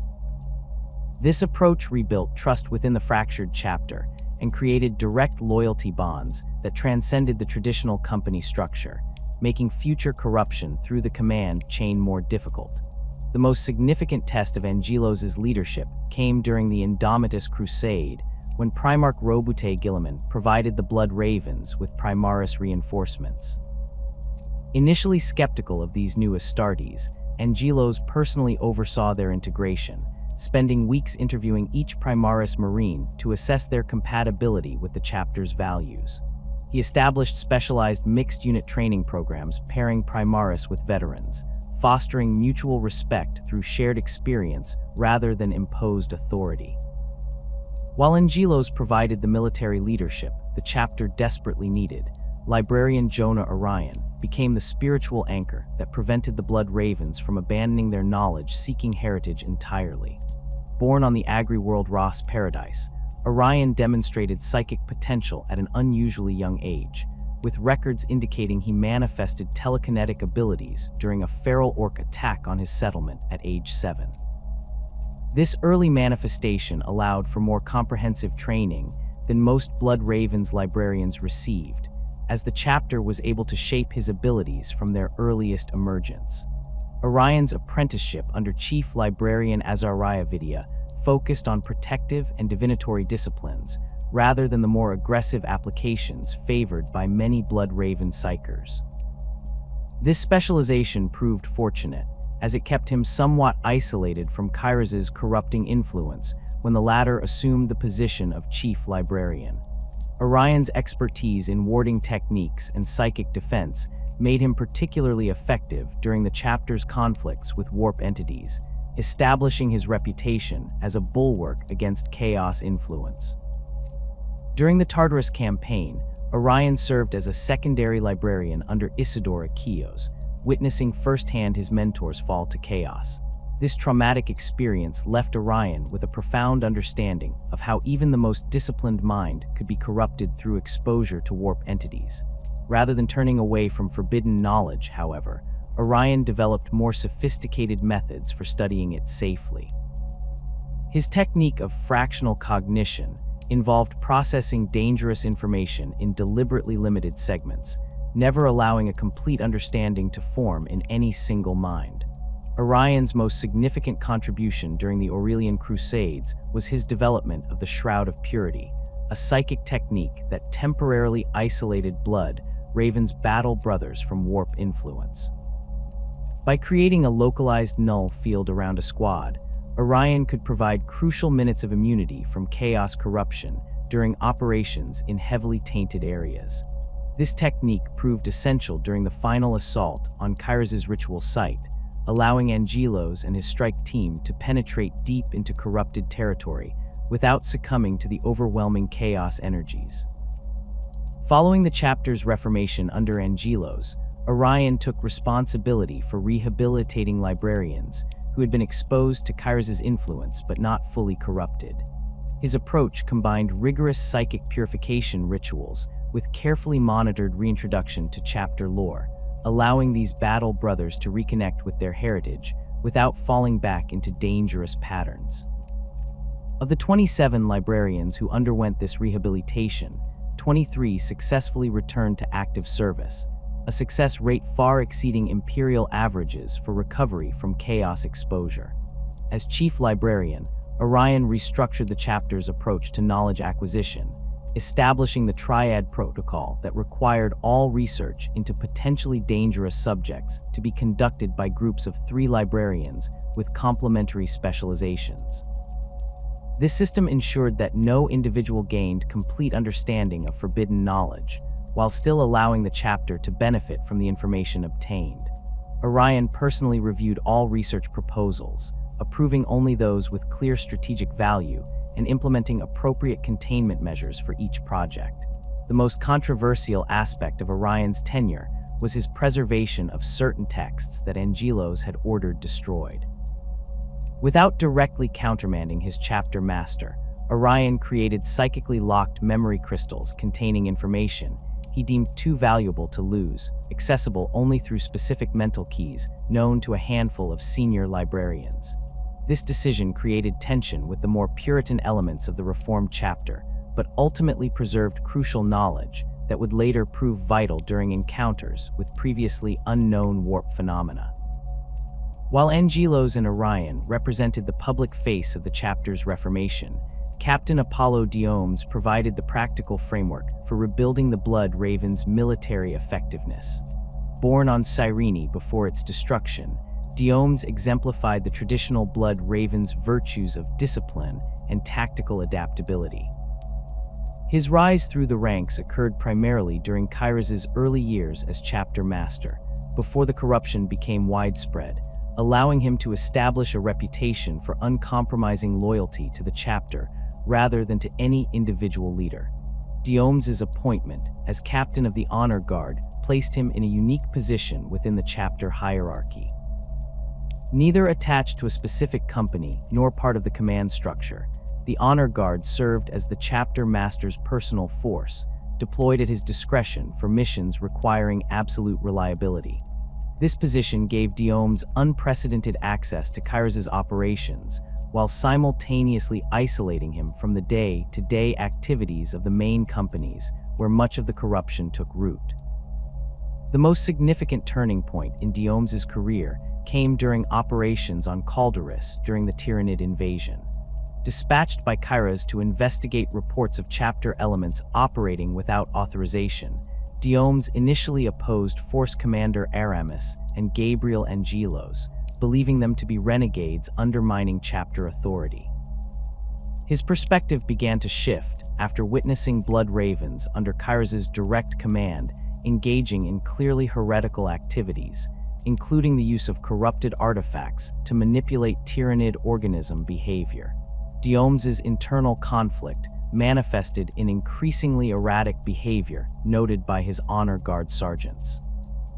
Combat recordings show him hesitating during encounters with suspected renegade Blood Ravens, issuing contradictory orders, and spending unusual amounts of time reviewing historical chapter records.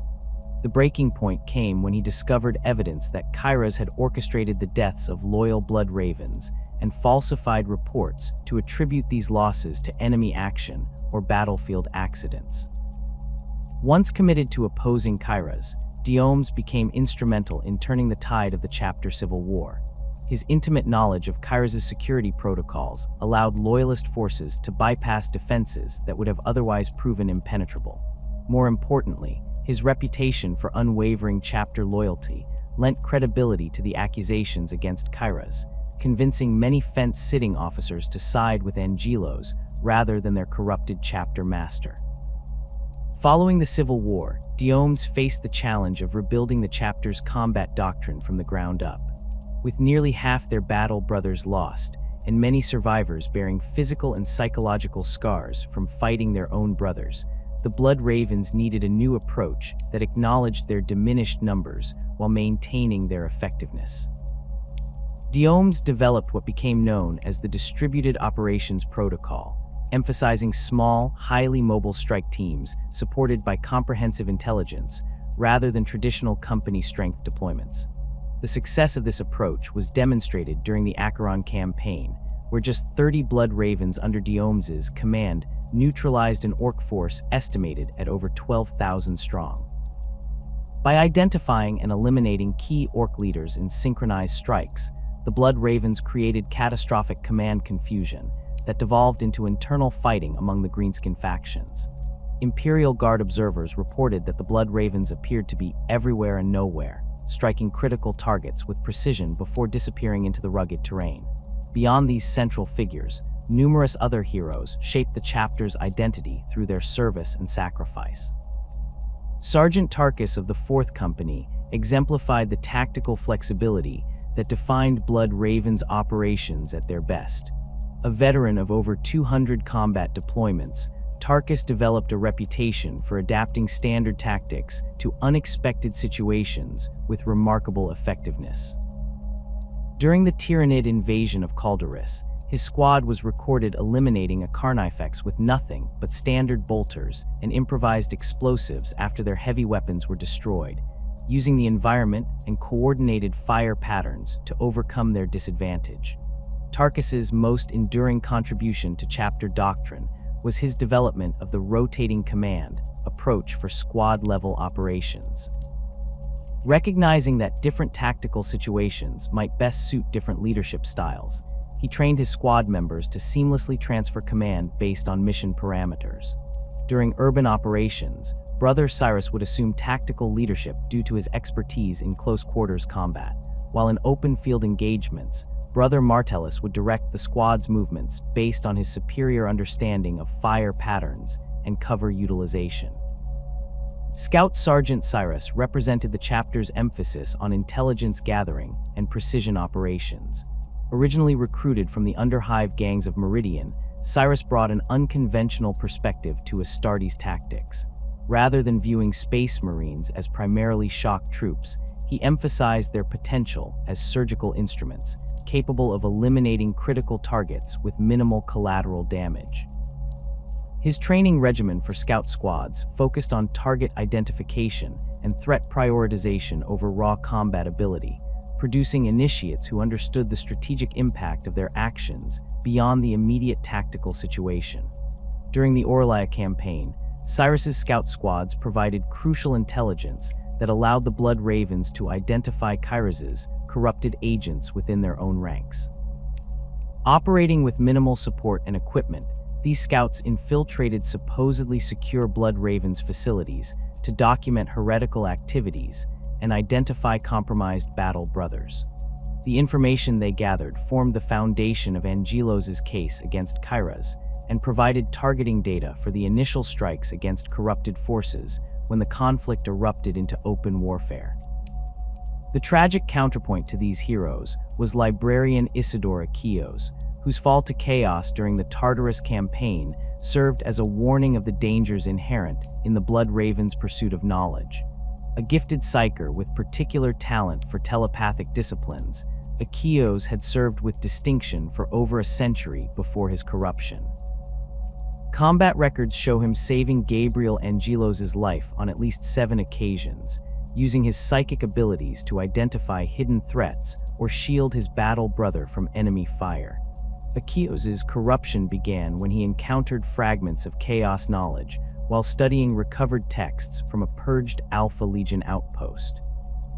Initial exposure created subtle changes in his behavior noted by fellow librarians: increased irritability, unusual interest in specific warp phenomena, and minor deviations from standard protective protocols when handling potentially tainted materials. These warning signs were dismissed as the natural eccentricity of a veteran librarian, allowing the corruption to take root and spread undetected. The full extent of Akios' fall became apparent during the final stages of the Tartarus campaign when he attempted to secure the Maledictum for himself, believing he could control its power rather than destroy it. In his final confrontation with Gabriel Angelos, Akios demonstrated warp abilities far beyond his previous capabilities, including matter manipulation and temporal distortion that should have been impossible for a Space Marine librarian to master without demonic assistance. The Blood Ravens' approach to warfare stands as distinctive as their mysterious origins, characterized by an adaptive methodology that prioritizes intelligence gathering and tactical flexibility over adherence to rigid doctrine. While their combat strategies incorporate elements of the Codex Astartes, they consistently demonstrate a willingness to modify or even abandon established protocols when circumstances demand innovation. This flexibility stems directly from their chapter philosophy that knowledge, particularly knowledge of the enemy, represents the most potent weapon in their arsenal. The chapter's battle preparations typically begin long before bolters fire their first rounds. Bloodraven's deployment zones invariably include temporary command structures designated as wisdom chambers, where librarians and veteran sergeants compile and analyze all available intelligence on enemy forces. These chambers contain specialized cogitator arrays designed by chapter techmarines that process battlefield data at rates exceeding standard Imperial tactical systems. Tactical squads receive continuous updates through encrypted Vox channels, allowing them to adapt to changing conditions without direct commander intervention. During the Cronus campaign, Captain Davian Thule demonstrated this approach when confronting the Tau firebase at Ors Tashvar. Rather than launching an immediate assault as Codex Doctrine might suggest, Thule deployed scout infiltration teams for a full 3 weeks before committing the main force. These scouts cataloged Tau patrol patterns, defensive emplacements, and commander tendencies, identifying a critical vulnerability in the Xeno's southeastern perimeter, where their drone surveillance grid suffered from periodic recalibration cycles. When the Blood Ravens finally struck, they exploited this gap with surgical precision, neutralizing key command nodes before the Tau could organize an effective response. The chapter's preference for precision strikes over overwhelming force reflects both practical necessity, as they rarely field chapter strength deployments, and philosophical alignment with their knowledge-focused ethos. Blood Raven's commanders typically identify critical vulnerabilities within enemy forces and deploy specialized strike teams to exploit these weaknesses rather than engaging in costly frontal assaults. This approach requires extensive pre-battle intelligence gathering and the development of highly specialized tactical units capable of executing complex mission parameters with minimal support. Assault Sergeant Thaddeus, during operations against Orc forces on Calderis, exemplified this precision approach when he led a 5-man squad to eliminate a warboss, while the Greenskins' attention focused on a diversionary attack elsewhere. The squad utilized grav chutes to insert directly into the Orc command structure, bypassing outer defenses entirely. Combat recordings show the entire operation lasting less than 7 minutes from insertion to extraction, with the warboss eliminated and his command squad neutralized before outer perimeter guards could respond. The resulting leadership vacuum caused the WA to fragment into competing factions, effectively neutralizing a force that outnumbered the Blood Ravens by more than 50-1. The chapter's deployment patterns typically favor distributed operations over concentrated force. Rather than committing entire companies to single objectives, Blood Raven's commanders often disperse their forces across multiple strategic locations, creating the impression of a much larger presence than actually exists. During the defense of Meridian against Tyrannid invasion, Force Commander Aramis divided his limited forces into 12 separate strike teams operating semi-autonomously across the Hive City. Each team received specific mission parameters, but maintained the authority to adapt their approach based on local conditions.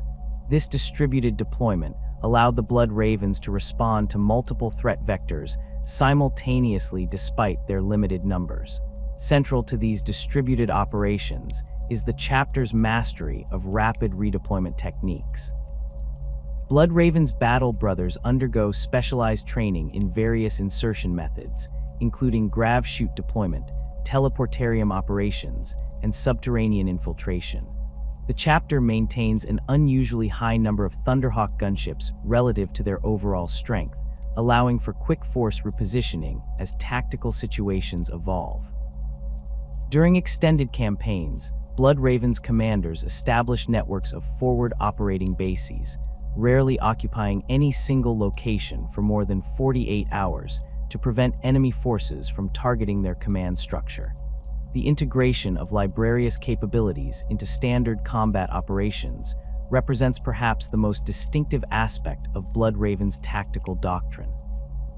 Unlike many chapters that deploy Librarians primarily for specific anti-psyker or anti-demonic operations, the Blood Ravens incorporate psychic support into nearly all significant engagements.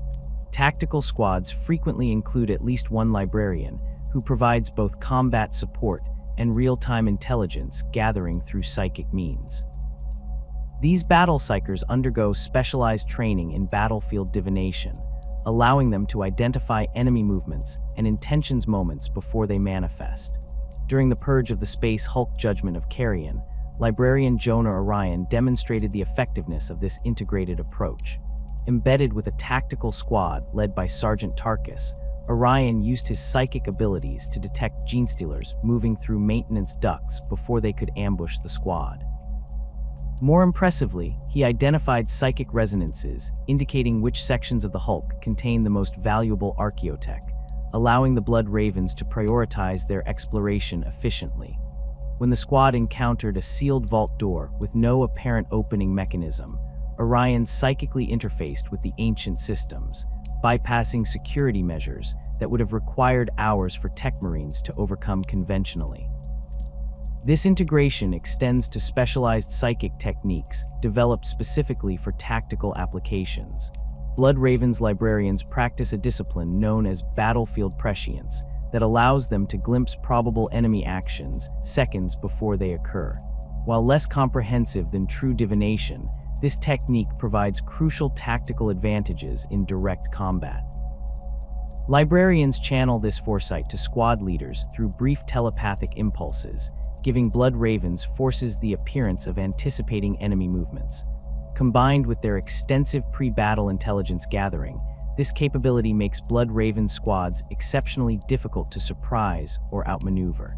The chapter's approach to combined arms warfare similarly reflects their adaptive philosophy. Rather than adhering to standardized force compositions, Blood Raven's commanders assemble task forces specifically tailored to mission parameters and enemy vulnerabilities. These customized battle groups often include unusual combinations of units that maximize effectiveness against specific threats. Against heavily armored opponents, they might deploy Devastator squads alongside infiltration teams tasked with guiding the heavy weapons to vulnerable rear armor. When facing numerous but lightly armored foes, they frequently pair assault marines with heavy flamer support to create rapidly mobile fire corridors. Tech Marine Martellus pioneered many of these unconventional combinations during the Aurelian Crusades. His modifications to standard equipment allowed for unprecedented tactical flexibility, such as the development of modular weapon mounts that enabled tactical squads to reconfigure their heavy weapons in the field based on encountered resistance. Particularly notable was his creation of the Raven's Talon grapnel system that allowed even Terminator armored space marines to rapidly ascend vertical surfaces, circumventing the traditional mobility limitations of their heavy armor. This innovation proved decisive during operations in the hive cities of Meridian, where Terminator squads could suddenly appear on upper levels traditionally considered secure from heavy assault. The Blood Raven's vehicle deployment strategies similarly emphasize mobility and adaptability over raw firepower. The chapter maintains relatively few heavy tanks compared to more Codex-compliant chapters, instead favoring lighter vehicles that can be quickly repositioned as battlefield conditions change. Land speeders serve as their primary reconnaissance and fire support platforms, typically operating in pairs that alternate between drawing enemy fire and delivering precision strikes against identified vulnerabilities. Predator tanks deploy primarily in ambush configurations rather than as frontal assault vehicles, using terrain features to mask their signatures until targets present optimal engagement profiles. Captain Apollo Diomes refined these vehicle tactics during the Reconstruction period following Kyros's defeat. Recognizing the chapter's reduced numbers limited their ability to field comprehensive vehicle support, Diomes developed what became known as the Striking Talon vehicle doctrine. This approach paired minimal vehicle assets with infantry squads specifically trained to operate in concert with them. Rather than treating vehicles as independent fire platforms, this doctrine integrated them directly into infantry maneuvers, with battle brothers trained to use the vehicles as mobile cover, fire support, and extraction platforms as tactical situations evolved. The Blood Raven's distinctive knowledge equates to victory. Tactical philosophy manifests most clearly in their pre-engagement protocols. Before committing to battle, Blood Ravens commanders require comprehensive intelligence on enemy capabilities, composition, and likely strategies. Scout squads operate well ahead of main forces, sometimes infiltrating target areas weeks before planned operations to gather this crucial information. The chapter has developed specialized equipment to support these extended reconnaissance missions, including adaptive camouflage cloaks that mimic surrounding environments and long-duration power cell technologies that allow scouts to maintain field positions for extended periods without resupply. During the Typhon Primaris campaign against Tyrannid forces, Scout Sergeant Cyrus demonstrated the effectiveness of this approach when his squad infiltrated a Tyrannid digestion pool complex 5 weeks before the main Blood Ravens assault. Operating with minimal equipment to avoid detection by motion-sensitive organisms, the scouts meticulously mapped the synaptic connections between various Tyrannid bioforms, identifying critical nodes where the hive mind's control could be most effectively disrupted. This intelligence allowed Force Commander Aramis to target precisely those synapse creatures whose elimination would cause maximum confusion among the swarm, effectively neutralizing a force that outnumbered his own by several orders of magnitude. This intelligence-gathering emphasis extends to the chapter's approach to unknown enemies. When confronting unfamiliar adversaries, Blood Ravens commanders prioritize capturing specimens and technology for analysis before committing to full engagement. Specialized acquisition teams, consisting of apothecaries, techmarines, and librarians, deploy alongside conventional forces with the explicit mission of securing enemy samples. These teams operate under strict containment protocols developed through centuries of experience handling potentially dangerous materials, allowing them to safely transport even hazardous biological or technological samples to chapter vessels for comprehensive analysis. The Blood Ravens armory reflects their adaptive combat methodology, featuring numerous modified weapons and equipment variants rarely seen in other chapters. Their bolters typically incorporate enhanced cogitator targeting systems that interface directly with their power armor's auto senses, providing ballistic calculations that account for environmental factors beyond the capabilities of standard Imperial targeting systems. Many veterans favor specialized ammunition types tailored to specific enemies, carrying mixed magazines that allow them to select optimal munitions as targets present themselves. Against heavily armored opponents, they might employ modified Hellfire rounds containing microscopic cogitator cores that guide the penetrating payload to vulnerable points after initial impact. Their close combat weapons similarly demonstrate technological innovation merged with tactical pragmatism. Blood Raven's power swords incorporate disruption field generators that adjust frequency based on target composition, optimizing penetration against various armor types. Veterans often carry secondary combat blades with specialized functions, such as the Silence Pattern knife, whose power field generates a localized disruption effect that prevents nearby electronic systems from recording or transmitting, while active, particularly useful for operations requiring information security or when facing enemies with distributed sensory networks. The chapter's defensive tactics emphasize mobility over static fortification, reflecting their understanding that adaptation often requires rapid repositioning. Even when defending fixed positions, Blood Raven's commanders establish layered fallback points rather than committing fully to holding specific locations. Each defensive position is prepared with predetermined extraction routes and pre-sighted fire lanes covering likely enemy advance paths. This approach allows for controlled withdrawals that bleed enemy forces while preserving Blood Raven's strength for decisive counterattacks once vulnerabilities become apparent. During the defense of the Forge World Hervara, Captain Diomes demonstrated the effectiveness of this mobile defense when confronting a significantly larger Chaos force. Rather than attempting to hold the primary Manufactorum complex as Imperial Guard commanders advised, Diomes established a series of concentric defensive positions with pre-planned withdrawal routes. As Chaos forces breached each perimeter, Blood Raven squads executed coordinated fallbacks, while automated defense systems and preset explosives inflicted maximum casualties on the advancing enemy. By the time the traders reached the central forge complex, their numbers had been reduced by nearly 70% without a single Blood Raven's casualty. The remaining defenders then launched a devastating counterattack that routed the Chaos forces entirely. This adaptive approach extends to the chapter's void warfare tactics, where Blood Raven's ship captains favor maneuverability and precise targeting over broadside exchanges.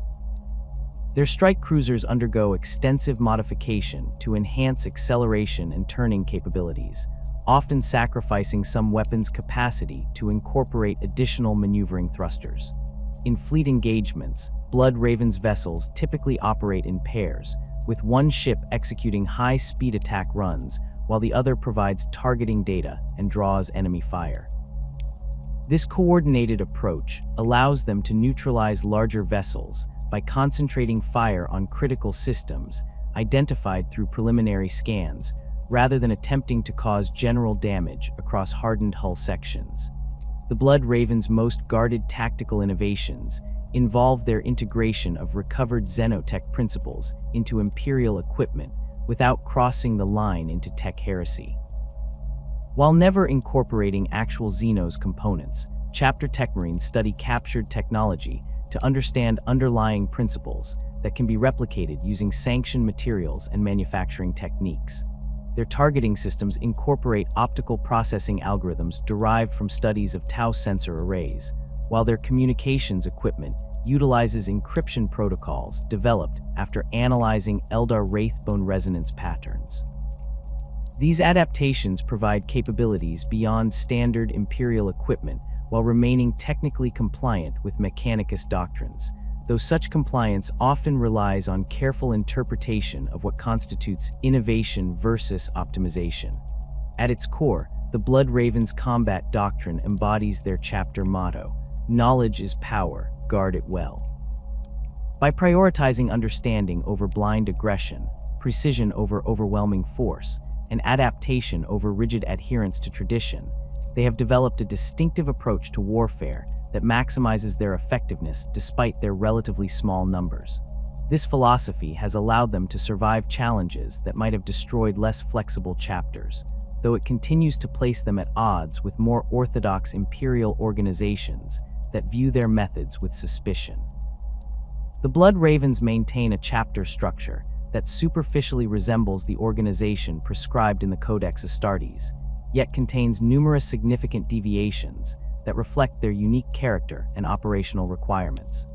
As a fleet-based chapter without a permanent homeworld, their entire organizational structure has evolved to support mobile operations across multiple theaters simultaneously, with specialized formations designed to facilitate their knowledge-gathering mission. At the chapter's apex stands the Chapter Master, a position held by Gabriel Angelos since the Orlia subsector conflict.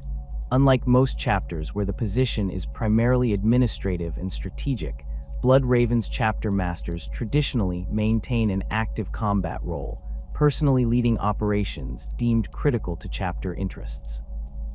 This hands-on leadership approach creates direct loyalty bonds between the chapter master and battle brothers across all companies, circumventing the traditional company-based loyalty structures that made Kairos' corruption possible.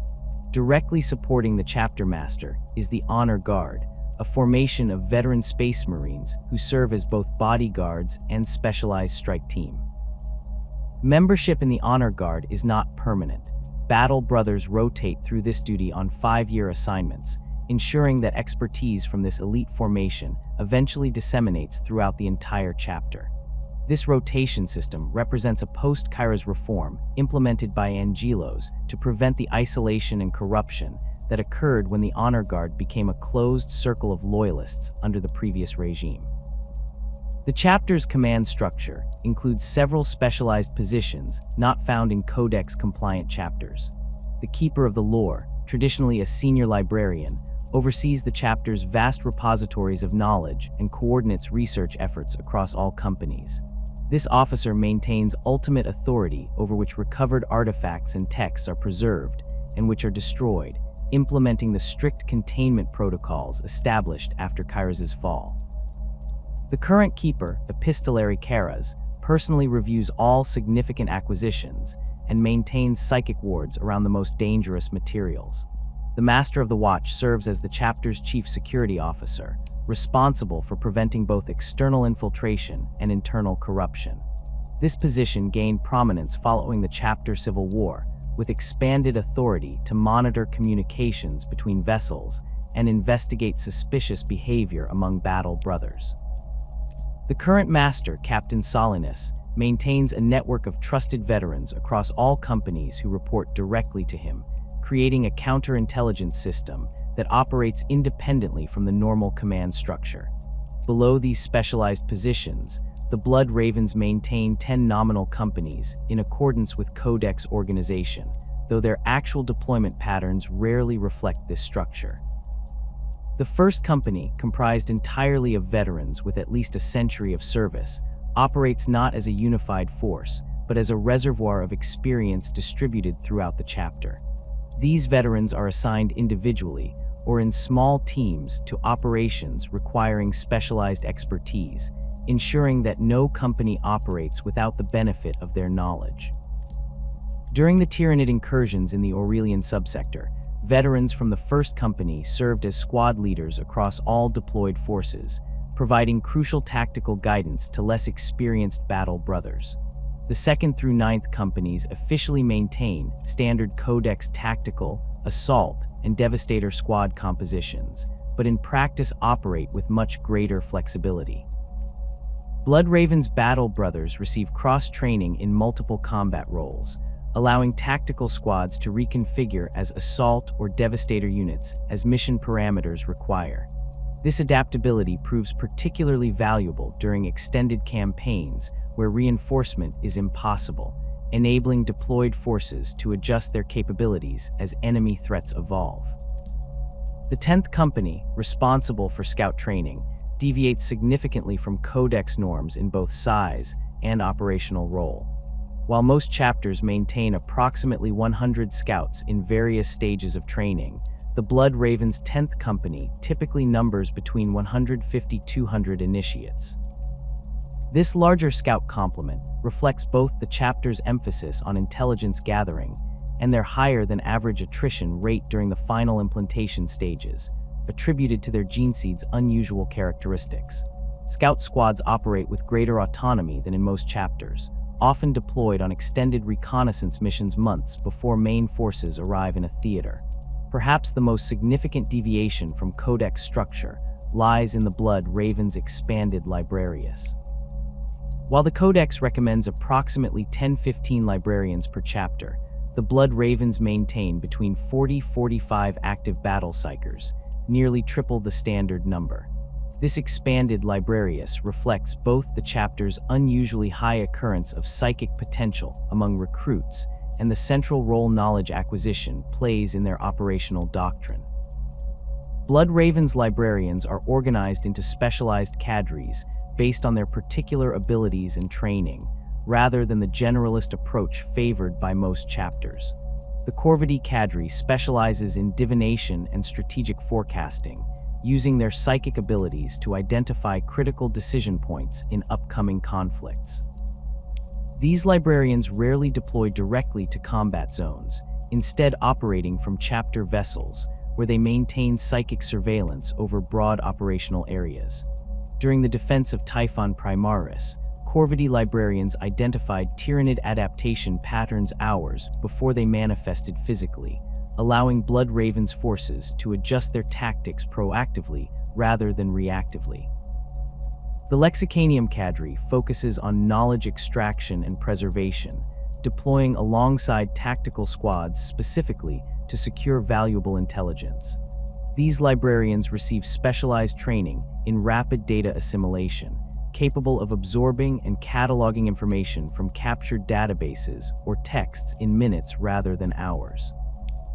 During operations on the Forge World Meridian, Lexicanium Epistolary Delos extracted and preserved critical manufacturing templates from cogitator systems, even as Tyranid forces breached the facility's outer defenses, securing technological knowledge that would have otherwise been lost. The Piri cadre represents the chapter's combat-oriented librarians, specializing in direct application of psychic powers against enemy forces. Unlike the subtle approaches favored by their brothers, Piri librarians manifest devastating warp energies on the battlefield, from precision telekinetic strikes that can penetrate tank armor to sweeping pyrokinetic conflagrations capable of clearing entire enemy formations. During the chapter Civil War, Piri specialists proved particularly effective against corrupted battle brothers, their warp-based attacks bypassing physical defenses to strike directly at the taint within. The Blood Raven's fleet-based nature necessitates a highly developed naval infrastructure, unlike that of chapters with permanent fortress monasteries. At the center of their fleet stands the battle barge Omnis Arcanum, serving as both mobile headquarters and primary repository for the chapter's collected knowledge.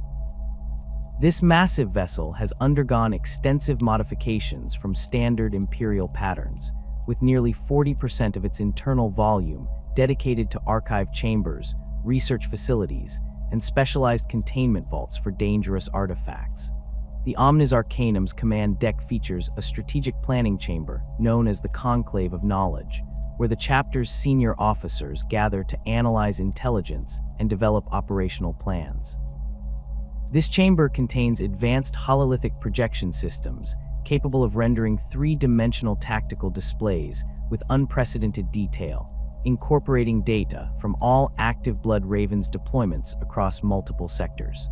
The chamber's walls are lined with cogitator banks containing the chapter's tactical archives, allowing commanders to reference historical engagements with similar parameters when developing strategies. Below the command deck lies the Librarium Sanctorum, the heart of the chapter's knowledge repository. This vast chamber extends through multiple decks, housing tens of thousands of texts ranging from standard Imperial tactical manuals to ancient tomes recovered from forgotten worlds. Following Kairos' corruption, the Librarium underwent extensive reorganization, with potentially dangerous materials relocated to specialized containment facilities designated as the Tenebrous Archives. These secure vaults feature layered defenses including null field generators, psychic wards, and constant surveillance by rotating teams of chaplains and untainted librarians. The Omnis Arcanum also houses the chapter's primary recruitment and training facilities. Unlike chapters with established homeworlds, the Blood Ravens must conduct recruitment across multiple planets, necessitating specialized processing centers aboard their flagship. Potential recruits undergo initial screening on their homeworlds before the most promising candidates are transported to the Omnis Arcanum for comprehensive evaluation and gene seed compatibility testing. This centralized approach ensures consistent standards despite drawing aspirants from culturally diverse worlds with varying physical characteristics. Supporting the Omnis Arcanum are 4 strike cruisers that serve as company flagships: the Litany of Fury, the Ravenous Spirit, the Wisdom of Angels, and the Eternal Vigilance. Each vessel maintains facilities for approximately 2 companies' worth of battle brothers, though actual deployment rarely follows company divisions. Instead, strike forces are assembled based on mission requirements, drawing appropriate specialists from across the chapter regardless of company affiliation. These strike cruisers feature extensive modifications to support the Blood Raven's operational doctrine. Enhanced sensor arrays provide superior intelligence gathering capabilities compared to standard Imperial vessels, while expanded launch bays accommodate the chapter's larger-than-normal complement of Thunderhawk gunships. Specialized communication systems allow for secure data transmission between vessels even in hostile territory, ensuring that intelligence gathered by one force can quickly benefit operations throughout the subsector. The Blood Raven's recruitment process reflects both their fleet-based nature and their emphasis on knowledge acquisition. Rather than drawing aspirants exclusively from a single world, the chapter maintains recruitment rights across multiple planets including Calderis, Meridian, and several worlds in the Aurelian subsector. This diverse recruitment pool provides genetic variety that helps stabilize their mutation-prone gene seed, while exposing the chapter to varied cultural perspectives and knowledge traditions. On Calderis, a harsh desert world with scattered tribal societies, Blood Ravens recruiters seek out young warriors who have demonstrated both physical prowess and problem-solving abilities. The planet's nomadic tribes conduct annual competitions called the Proving Grounds, where adolescents navigate treacherous canyon systems while solving complex puzzles carved into ancient stone formations. Blood Ravens observers identify candidates who demonstrate not merely strength but adaptability and intelligence, qualities essential to the chapter's operational philosophy.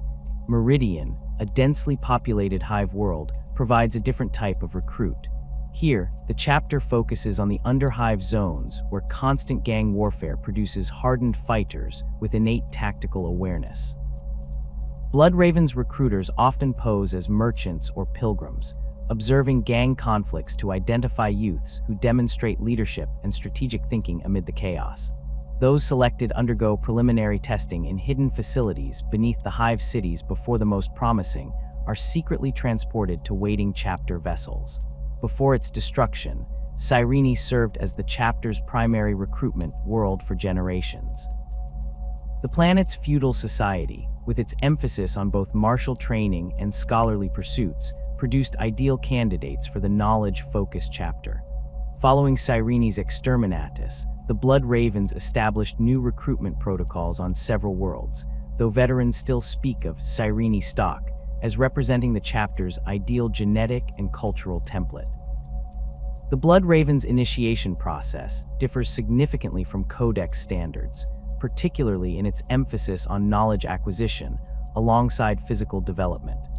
While all Space Marine aspirants undergo hypno-indoctrination to absorb basic tactical information, Blood Ravens neophytes receive additional cognitive enhancement treatments designed to accelerate learning and improve memory retention. These treatments, developed by chapter apothecaries based on recovered Dark Age technologies, increase neural plasticity during the critical implantation period, allowing initiates to absorb vastly more information than standard procedures permit. This enhanced cognitive training focuses particularly on pattern recognition and analytical thinking rather than merely memorizing tactical doctrines. Neophytes spend hours daily in specialized knowledge chambers, where they are exposed to tactical simulations requiring adaptive responses to continuously changing parameters. These exercises emphasize identifying underlying principles rather than applying predetermined solutions, training future battle brothers to develop novel approaches to combat situations based on fundamental understanding rather than rote learning. The physical training regimen similarly emphasizes adaptability over specialization.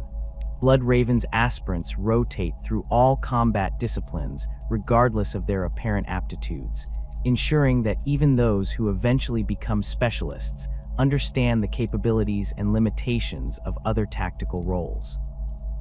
This comprehensive approach produces battle brothers capable of functioning effectively in any combat assignment, a flexibility that proves invaluable during extended campaigns where casualties might require rapid reorganization of squad compositions and responsibilities.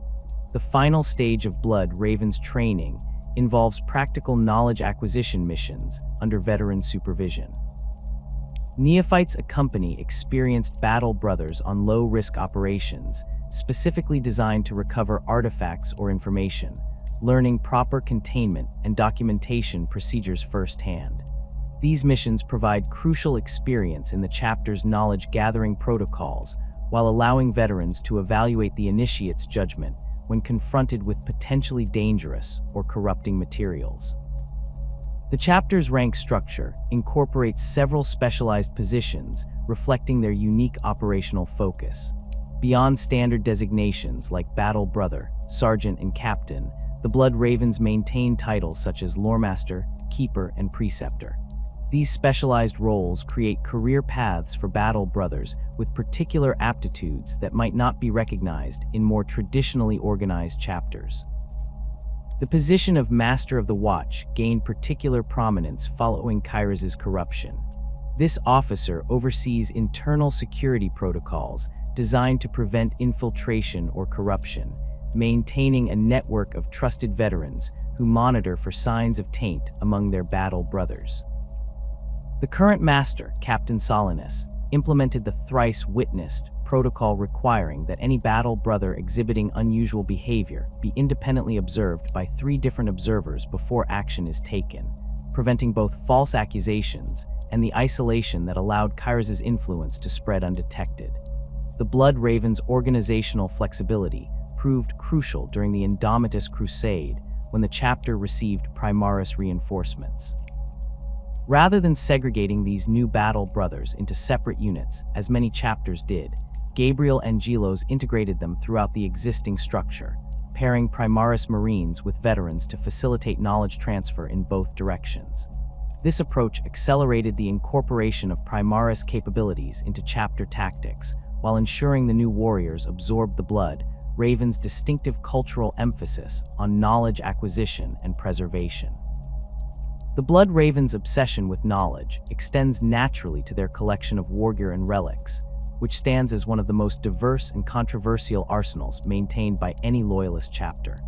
Within the armored vaults of the Omnis Arcanum, the chapter maintains a staggering array of weapons, armor, and artifacts spanning not just Imperial history, but incorporating items from Xeno civilizations, and even carefully contained Chaos relics maintained for study rather than use. At the heart of the collection stands the chapter's most revered weapon, the Demon Hammer God Splitter. This massive thunder hammer first came to prominence during the Tartarus campaign when Gabriel Angelos used it to destroy the Maledictum Stone, but its history predates this event by millennia. Recovered from the sealed vaults beneath Tartarus's planetary governor's palace, the hammer contains inscription bands in ancient Terran script that suggest it was forged during the Great Crusade era. The weapon's head incorporates material believed to be fragments of a shattered null stone, giving it unique warp-disrupting properties beyond those of standard thunder hammers. Chapter Techmarine Martellus conducted extensive analysis of God Splitter following the Tartarus campaign, documenting several unusual features. The hammer's power field operates on multiple frequencies simultaneously, creating a disruption effect that can destabilize both physical matter and warp energies upon impact. More unusually, the weapon appears to adapt its disruption patterns based on the nature of its target, becoming particularly effective against demonic entities or warp-infused materials. This adaptive quality suggests either extremely advanced machine spirit capabilities or possibly psycho-reactive materials incorporated into its construction. Following his elevation to Chapter Master, Angelos commissioned several modifications to God Splitter to better suit his combat style. The haft was reinforced with adamantium bracing to withstand the stresses of his increasingly aggressive combat techniques, while the power generator was recalibrated to provide more consistent energy distribution. Most significantly, Martellus incorporated specialized shock absorbers into the grip that reduce feedback forces transmitted to the wielder, allowing for faster recovery between strikes. These modifications transformed what was originally an unwieldy relic into a precision instrument of destruction in Angelos' hands. The Blood Ravens maintain several other notable close combat weapons in their armory. The Power Blade of Retribution, carried by Captain Apollo Diomes, features a disruptor field of unusual potency that can cleave through ceramite armor with minimal resistance. According to chapter records, the sword was recovered from the Space Hulk Judgment of Carrion during operations in the Gothic sector. The blade bears manufacturing marks consistent with early Great Crusade production, though its design incorporates elements not typical of that era, suggesting possible modification by an unknown party. For ranged combat, the Blood Ravens possess several masterwork bolt weapons of exceptional quality. The Avenger, a modified bolt pistol wielded by Sergeant Tarkus during the Aurelian Crusades, incorporates targeting systems derived from recovered Tau technology, providing accuracy comparable to a stalker bolter despite its compact frame. The weapon's machine spirit is unusually responsive, with Tarkus reporting that it sometimes fires upon targets he had merely considered engaging without conscious trigger activation. After Kairos' corruption was revealed, The pistol underwent extensive examination for possible warp taint, but Techmarines found only highly sophisticated Imperial craftsmanship. The chapter's most controversial ranged weapon is undoubtedly the Willbreaker, a sniper rifle of unknown origin recovered during operations against Dark Eldar forces in the Quintus system. The weapon fires specialized ammunition that creates micro-warp rifts upon impact, causing horrific damage as tiny portions of the target are briefly pulled into the Imperium before the rift collapses. Chapter librarians detected faint psychic emanations from the rifle suggesting possible Xenos manufacture, though its external appearance bears Imperial design hallmarks. After extensive debate, the chapter restricted the weapon's use to specific operations against high-value targets, with mandatory psychic cleansing rituals for any battle brother assigned to wield it. The Blood Raven's power armor collection demonstrates their tendency to acquire and preserve relics from diverse sources. The Armor of Retribution, a complete suit of Mark IV Maximus pattern power armor, stands as one of their most venerated relics. Each component was recovered from different battlefields across the Imperium, with the chapter spending over 3 centuries completing the set. The armor bears no chapter markings from its original owners, and blood samples recovered from internal components match no known gene seed lineage in Imperial records. Despite, or perhaps because of, these mysteries, the armor is reserved for champions undertaking the most dangerous missions, with wearers reporting enhanced reaction times and occasional warning impulses that have saved them from unseen threats. More controversial is the chapter's collection of modified Terminator armor incorporating components of non-Imperial origin. The suit designated Unyielding Truth features shoulder pauldrons containing crystalline structures of apparent Eldar manufacture, providing enhanced sensory capabilities while reducing the armor's weight by approximately 15%. Chapter Techmarines insist these modifications involve no forbidden technology, merely the application of Xenos material science principles using approved Imperial components. Nevertheless, the chapter carefully restricts knowledge of these modifications to prevent scrutiny from more puritanical Imperial organizations. The Blood Ravens maintain several suits of armor with unusual historical provenance. The Armor of the Ancients consists of heavily modified Mark II Crusade pattern plate dating to the early Great Crusade. Carbon dating and material analysis suggest the armor predates the formation of the Blood Ravens chapter by several millennia, raising questions about how it came into their possession. More intriguing are the internal modifications that appear specifically designed to accommodate the Blood Raven's gene seed characteristics, particularly the enhanced neural interfaces that support their librarians' psychic abilities. These customizations suggest either remarkable foresight by the original modifiers or subsequent alterations by an extraordinarily skilled Techmarine with detailed knowledge of Astartes biology. For their librarians, the Blood Ravens have developed specialized psychic hoods that differ significantly from standard Imperial designs.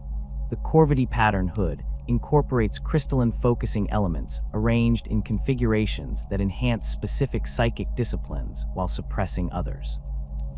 This selective amplification allows Blood Ravens librarians to safely channel more powerful effects within their specializations, while reducing the risk of warp predator attraction. The design originated with Chief Librarian Vidia before Kyros's tenure, but underwent significant refinement under Jonah Orion, who incorporated protective elements based on his experiences combating Chaos forces during the Aurelian Crusades. The chapter's vehicle pool features several notable modifications to standard Imperial patterns. Their Predator tanks utilize Raven pattern turret mechanisms that allow for 15% faster target acquisition compared to standard Imperial designs. These systems incorporate simplified mechanical components with fewer potential failure points, developed by Techmarine Martellus after studying recovered Predator wrecks from various chapters and identifying common breakdown patterns. Similarly, their land speeders feature enhanced gravitic impellers that provide superior maneuverability in dense atmospheric conditions, an adaptation particularly useful during operations in the polluted hive cities where the chapter frequently operates. Perhaps most distinctive are the Blood Raven's Thunderhawk gunships, modified to prioritize rapid deployment and extraction of small teams rather than the mass transport role typical of other chapters. Designated as Talon pattern variants, these gunships sacrifice some troop capacity and armor protection for enhanced speed and sensor capabilities. The forward compartment includes specialized data collection systems that continuously scan battlefields during approach, providing strike teams with real-time intelligence before deployment. These modifications reflect the chapter's emphasis on precision operations and knowledge acquisition over brute force approaches. The Blood Raven's most unique vehicles are their specialized transport craft designated Librarians chariots. These heavily modified Rhino chassis incorporate extensive warding systems and null field generators to protect sensitive artifacts during battlefield recovery operations. The internal compartments feature stasis chambers for biological samples, containment fields for potentially corrupted materials, and data thieves capable of rapidly copying information from enemy cogitator systems. These vehicles deploy specifically to secure valuable intelligence or technology, with dedicated crews trained in proper handling protocols for various classes of recovered materials. Beyond conventional weaponry, the Blood Ravens maintain an extensive collection of specialized equipment designed for knowledge acquisition and preservation. The Memorious pattern Auspex represents one of their most valuable tools, capable of detecting energy signatures associated with advanced technology or warp activity at ranges exceeding standard Imperial scanning equipment. These devices incorporate components recovered from various Xenos scanning technology, carefully reverse-engineered and reproduced using sanctified Imperial materials. Each tactical squad typically carries at least one such device, allowing them to identify valuable acquisition targets during standard operations. For data extraction, the chapter employs devices known as Corvus Talons, specialized gauntlet attachments that interface with virtually any information storage system. These devices feature microscopic mechadendrites that establish physical connections with target systems, bypassing security measures to extract data without triggering defensive protocols. The recovered information undergoes immediate encryption and compression, allowing entire libraries to be stored in memory crystals no larger than a bolt shell. During the liberation of Forge World Helios, a single Blood Ravens operative using this technology recovered over 3 centuries of manufacturing data in less than 20 minutes before the facility's destruction. The chapter's emphasis on knowledge preservation extends to specialized equipment for battlefield recovery operations.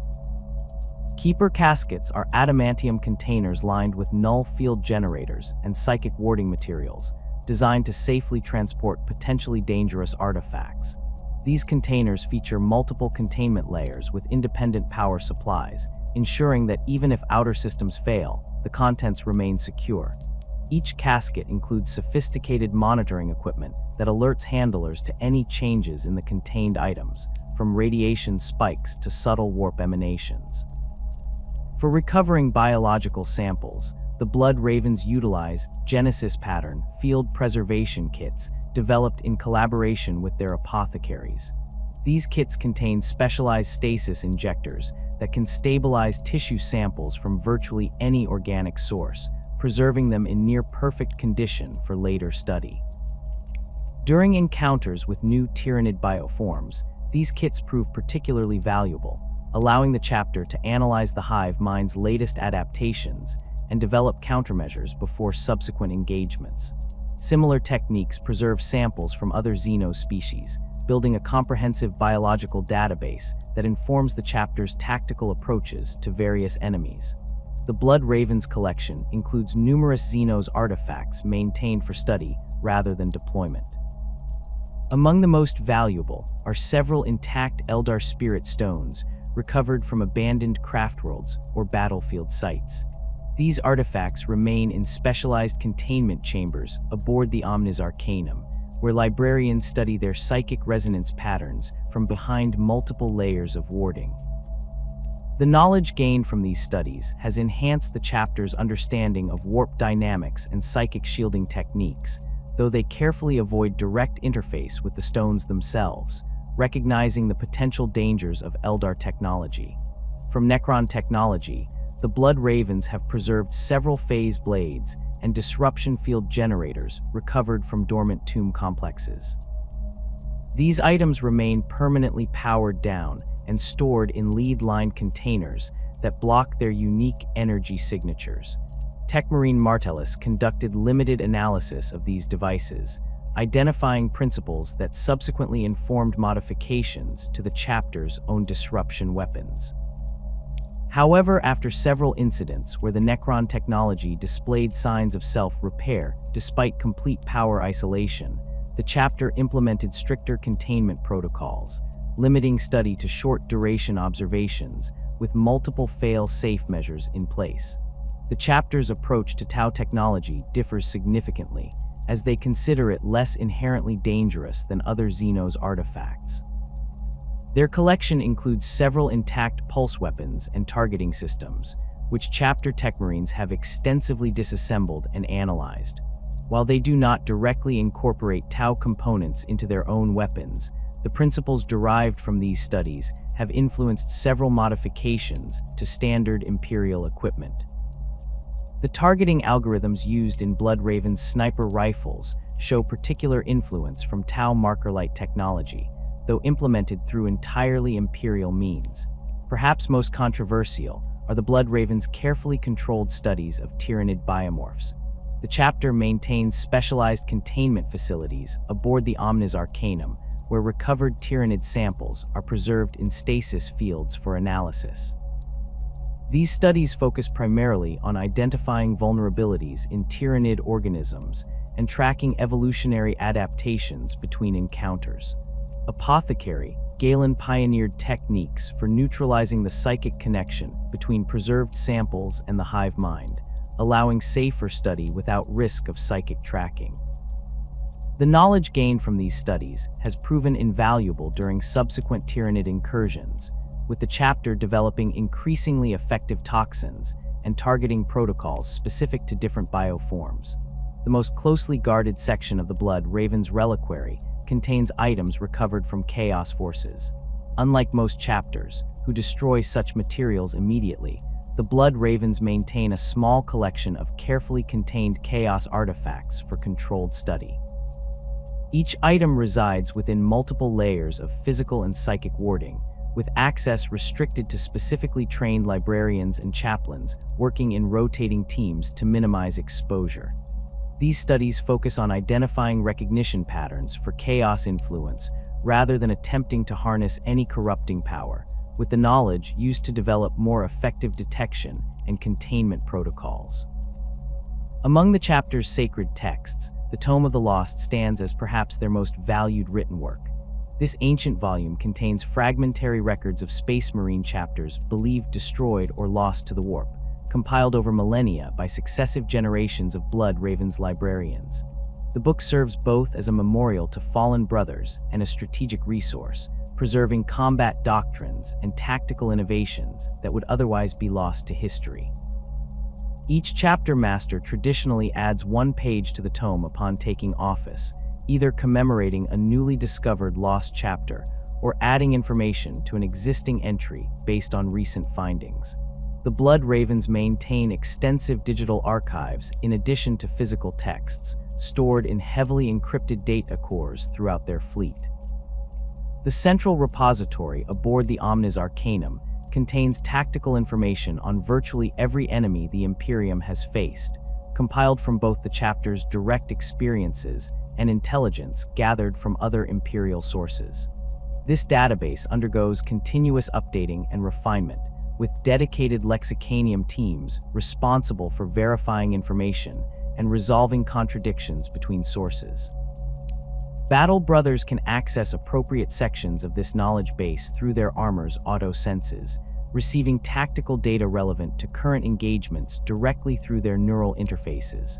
For field operations, the Blood Ravens utilize specialized data slates, known as Wisdom Tablets, that contain mission-specific information drawn from the central archives.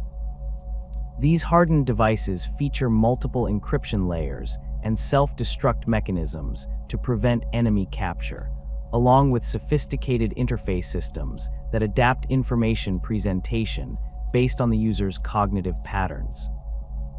During the Tyranid incursions in the Aurelian subsector, these tablets proved invaluable for disseminating rapidly evolving information about new bioforms and effective countermeasures, allowing widely dispersed Blood Ravens forces to adapt their tactics consistently across multiple worlds.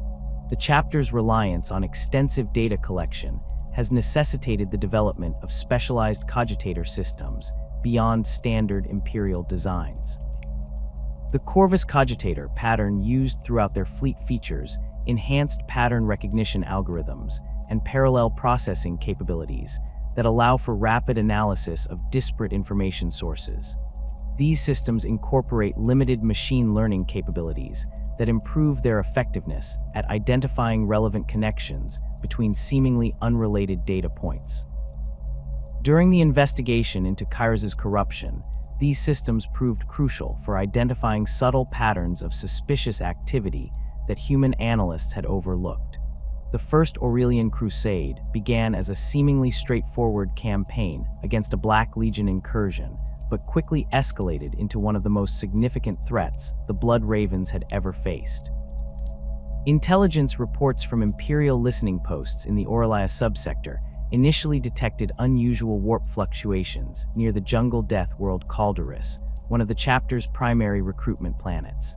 Captain Davian Thule, commanding elements of the Fourth Company, deployed to investigate what appeared to be localized chaos cult activity. Upon planetfall, Thule's forces discovered evidence of a much larger threat. The Black Legion, led by the sorcerer Neroth, had established multiple ritual sites across Calderis, using the planet's indigenous population for blood sacrifices.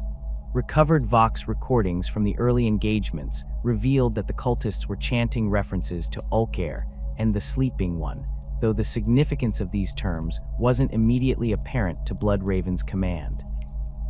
The campaign expanded dramatically when Blood Raven scouts discovered similar ritual sites on the Forge World Meridian and the Ice World Typhon Primaris. This coordinated activity across multiple planets suggested a strategic objective far beyond typical chaos raiding. Force Commander Aramis, recently promoted from the Fourth Company, took operational control of the campaign, while Captain Thule focused on securing Calderis against increasing chaos pressure. The true nature of the threat emerged during operations on Typhon Primaris, where Librarian Jonah Orion detected massive warp disturbances emanating from beneath the planet's frozen surface. Ancient structures, predating Imperial settlement of the subsector, had been uncovered by the Black Legion. These ruins contained warding symbols and containment hexes consistent with those used to imprison powerful warp entities. The Black Legion wasn't simply raiding, they were attempting to release something that had been deliberately imprisoned millennia ago. The campaign reached a critical juncture when Captain Thule led an assault against the primary Black Legion stronghold on Calderis. During this operation, Thule encountered the demon Ulcair for the first time as it partially manifested through a damaged containment ward.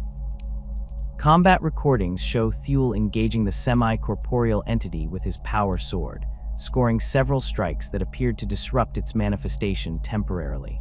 However, the demon unleashed a wave of plague energy that left Thule critically wounded with a warp-tainted infection that resisted all conventional treatment. With Thule incapacitated, Force Commander Aramis assumed full operational control of the campaign. Analysis of data recovered from the Calderis site confirmed that Ulcair was a greater demon of Nurgle that had been imprisoned beneath the Auralia subsector during the Great Crusade. The Black Legion sought to free this entity to use as both a weapon against Imperial forces and as a means to corrupt the entire subsector with Nurgle's influence. The urgency of the situation intensified when Techmarine Martellus discovered references to similar containment sites on all major planets in the subsector, including the Blood Raven's former chapter planet Auralia, which had been lost to the warp centuries earlier. This suggested that Ulker's imprisonment was more complex than initially believed. The demon had been bound through a network of interconnected wards spanning multiple worlds, with each site reinforcing the others.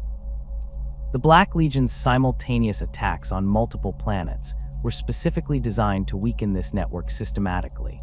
The most significant breakthrough came when Blood Raven's forces secured a Black Legion communication hub on Meridian.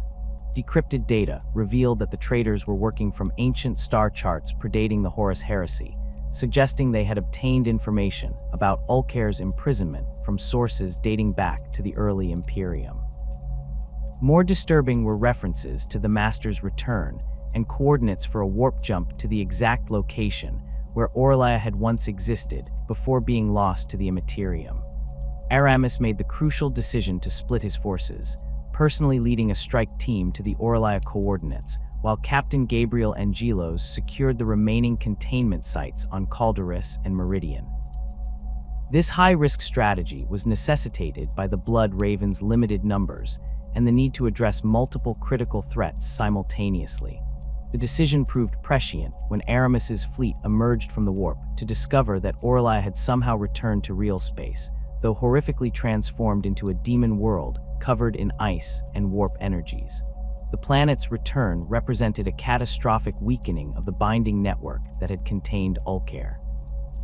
Librarian Jonah Orion theorized that Orlaia had originally served as the primary anchor for the demon's imprisonment, and its corruption and subsequent return had been engineered specifically to create a conduit through which Ulker could fully manifest.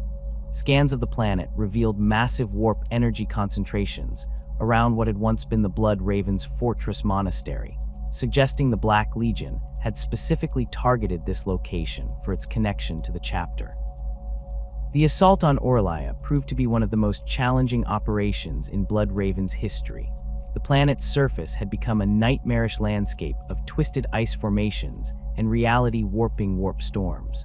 Black Legion forces had established multiple strongholds around the ruins of the fortress monastery, led by the sorcerer Neroth, who had relocated from Calderis after his initial encounter with Thule. More concerning were readings indicating that portions of Ulker had already manifested on the planet, with plague zombies and Nurgle-corrupted wildlife appearing in increasing numbers as the Blood Ravens advanced. The campaign culminated in a desperate assault on the former fortress monastery, now transformed into a grotesque parody of its original form, with plague-ridden growth and corruption permeating its structure. Aramis led Tactical Squad Tarkus and elements of the 4th Company through the corrupted halls, fighting through layers of Black Legion defenders and demonic entities to reach the central containment chamber. There they discovered Neroth completing a ritual to fully free Ulker from its remaining bindings. The battle against Ulker represented one of the most significant demonic encounters in Blood Raven's history. The partially manifested Greater Demon towered over the Space Marines, its bloated form exuding clouds of plague and corruption that could rot ceramite armor on contact. Standard weapons proved largely ineffective against the warp entity, forcing the Blood Ravens to rely on blessed ammunition and the psychic abilities of their accompanying librarians to inflict meaningful damage. The tide turned when Aramis located the remains of the original binding artifacts, ancient devices created during the Great Crusade that had helped imprison Ulker initially. Though damaged, these artifacts retained enough power to temporarily weaken the demon's connection to real space when properly activated. With Librarian Jonah Orion channeling psychic energy through the artifacts, Aramis and his squad were able to force Ulker back into a weakened containment, though not the complete imprisonment it had endured previously. The First Aurelian Crusade concluded with a partial victory. While Ulker had been prevented from fully manifesting, the demon remained semi-active beneath Orlaia, requiring ongoing containment efforts. The Black Legion forces had been decimated, with Neroth killed during the final battle, but the corruption they had spread throughout the subsector would take years to cleanse. Most significantly, the Blood Ravens had recovered fragments of their own history from the ruins of their former fortress monastery, though many records had been destroyed or corrupted beyond recovery. The aftermath of the campaign saw significant changes within the chapter. Captain Thule, though he survived his encounter with Ulcair, was too severely wounded to continue serving in his original capacity. The warp-tainted infection had ravaged his body beyond the ability of the apothecaries to fully heal, necessitating his internment in a dreadnought sarcophagus. Force Commander Aramis received a field promotion to captain for his leadership during the crisis, taking command of elements of the 4th Company, while Thule adjusted to his new existence. The Second Aurelian Crusade began approximately 1 year after the containment of Ulcair, when massive warp storms suddenly engulfed the entire subsector, cutting it off from all external communication and reinforcement. When the storms finally abated 6 weeks later, Blood Raven's vessels, led by Gabriel Angelos, returned to discover that years had passed within the storm-affected region due to time dilation effects.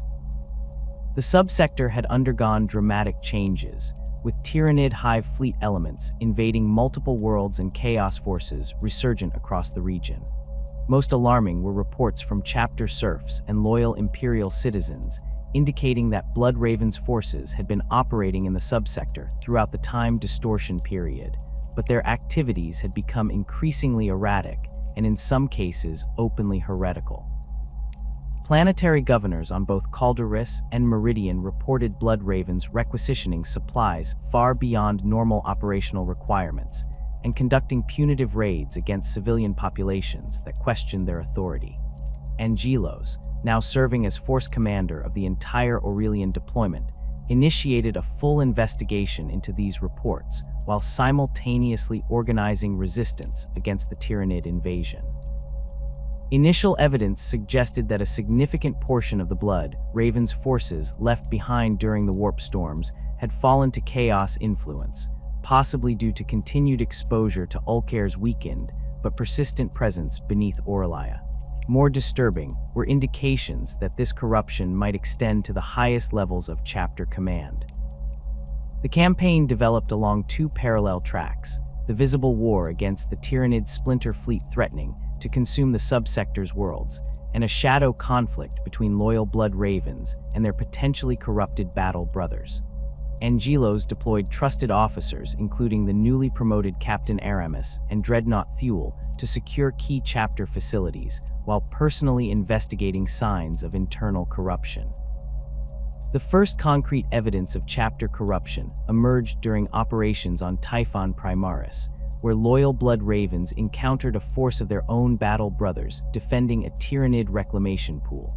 Vox recordings recovered from the engagement contained references to the chapter master's true plan and ascension through the warp, suggesting that the corruption extended to Azariah Kairos himself. This revelation transformed what had begun as a straightforward defense campaign into an existential crisis for the entire chapter. Angelos faced the difficult task of combating multiple threats simultaneously, while uncertain which Blood Raven's forces remained loyal.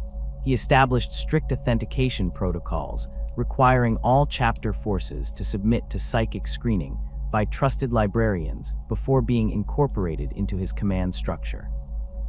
This precaution proved crucial when several apparently loyal battle brothers were discovered to be harboring latent chaos influence, implanted through subtle psychic manipulation rather than willing corruption.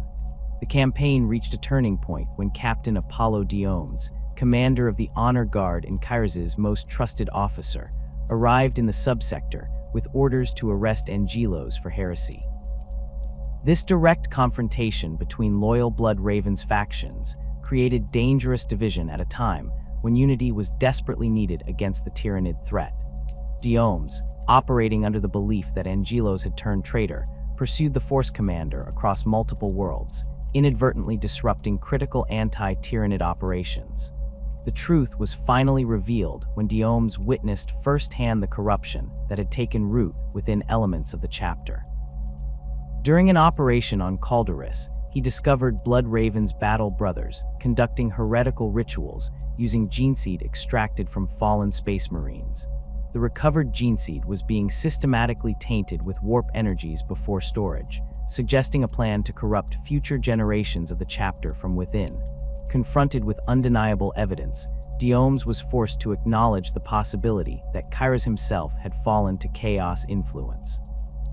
With Diomes now allied with his forces, Angelos gained a crucial advantage: legitimate access to chapter command codes and secure Vox frequencies previously denied to him.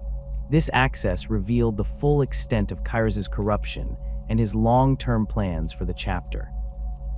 Data recovered from the Honor Guard strike cruiser confirmed that Kairos had been corrupted during his time aboard the Judgment of Carrion decades earlier, and had been systematically spreading that corruption throughout the chapter ever since. The Second Aurelian Crusade culminated in a series of operations to contain both the Tyrannid threat and the corrupted chapter elements. On Typhon Primaris, Angelos led a strike force against the primary Tyrannid synaptic node, successfully destroying the controlling organism and throwing the splinter fleet into disarray. Simultaneously, Diomes purged corrupted elements from the Honor Guard, restoring this elite force to loyalty and providing Angelos with the dedicated warriors needed for precision operations against key targets. The campaign concluded with the Blood Ravens' forces divided, but with clear battle lines drawn. Angelos had secured the loyalty of approximately 40% of the chapter's strength in the subsector, while another 30% had been confirmed as corrupted and either destroyed or driven into hiding. The remaining 30% were deployed elsewhere in the Imperium, their status and loyalties unknown. More concerning was the revelation that Kairos remained chapter master, with the support of significant chapter elements outside the Aurelian subsector, setting the stage for a larger conflict that would determine the Blood Raven's ultimate fate. The Third Aurelian Crusade erupted less than a year after the conclusion of the second campaign, when Chapter Master Kairos returned to the subsector with a substantial fleet and openly declared his allegiance to chaos. No longer operating through proxies or maintaining a pretense of loyalty, Kairos announced his intention to sacrifice the entire subsector in a massive blood ritual that would elevate him to demonhood. This declaration galvanized Imperial forces throughout the region, with the Blood Ravens under Gabriel Angelos forming the spearhead of resistance. The campaign faced unprecedented challenges from the outset. Kairos had spent decades placing corrupted officers in key positions throughout the subsector's defense structure, and these agents simultaneously sabotaged Imperial defenses across multiple worlds. Planetary defense guns were disabled, void shields collapsed, and astropathic choirs were massacred to prevent distress calls. Within hours of Kairos' declaration, nearly 60% of the subsector's defense capabilities had been neutralized, leaving its worlds vulnerable to the corrupted Blood Ravens' forces and their Chaos allies. Angelos organized resistance around a core of proven loyal battle brothers, supplemented by Imperial Guard regiments that had fought alongside the Blood Ravens during previous campaigns. Captain Aramis secured the Forge World Meridian, protecting its manufacturing capabilities and tech priests from both Kairos' forces and opportunistic orc raiders drawn to the growing conflict. Dreadnought Thule coordinated the defense of Calderis, using his intimate knowledge of the planet's terrain to conduct highly effective guerrilla operations against numerically superior enemy forces. The most significant strategic development came when Captain Diomes established contact with Blood Ravens' forces outside the subsector, who remained loyal to the Emperor. Though unable to immediately deploy to the Aurelian conflict due to ongoing commitments elsewhere, these forces provided crucial intelligence about Kairos' support structure and the extent of corruption within the chapter. This information allowed Angelos to identify specific targets whose elimination would disproportionately weaken the enemy's capabilities. The conflict escalated dramatically when Kairos revealed his ultimate objective: the remains of Cyrene, the destroyed former homeworld of Gabriel Angelos. The planet, previously subjected to exterminatus under controversial circumstances, had partially reformed in the warp and been drawn back into real space by Kairos' rituals. This demon world, comprised of twisted fragments of the original planet suspended in a hellish reality warped configuration, served as the perfect location for Kairos' ascension ritual due to its connection to both the material realm and the warp. Angelos recognized that conventional military victory against Kairos' forces was impossible given the Loyalists' limited numbers. Instead, he developed a strategy focused on delaying the enemy long enough to assemble a strike force capable of reaching Kyros himself. This approach required sacrificing territory and accepting casualties to preserve core combat capabilities, a difficult decision that tested Angelos' leadership as he watched worlds he had previously defended fall to chaos corruption. The campaign's turning point came from an unexpected quarter when Inquisitor Adrastia of the Ordo Hereticus arrived with a contingent of Imperial forces. Initially investigating the Blood Ravens for potential heresy, Adrastia quickly assessed the situation and determined that Angelos' forces represented the legitimate chapter leadership.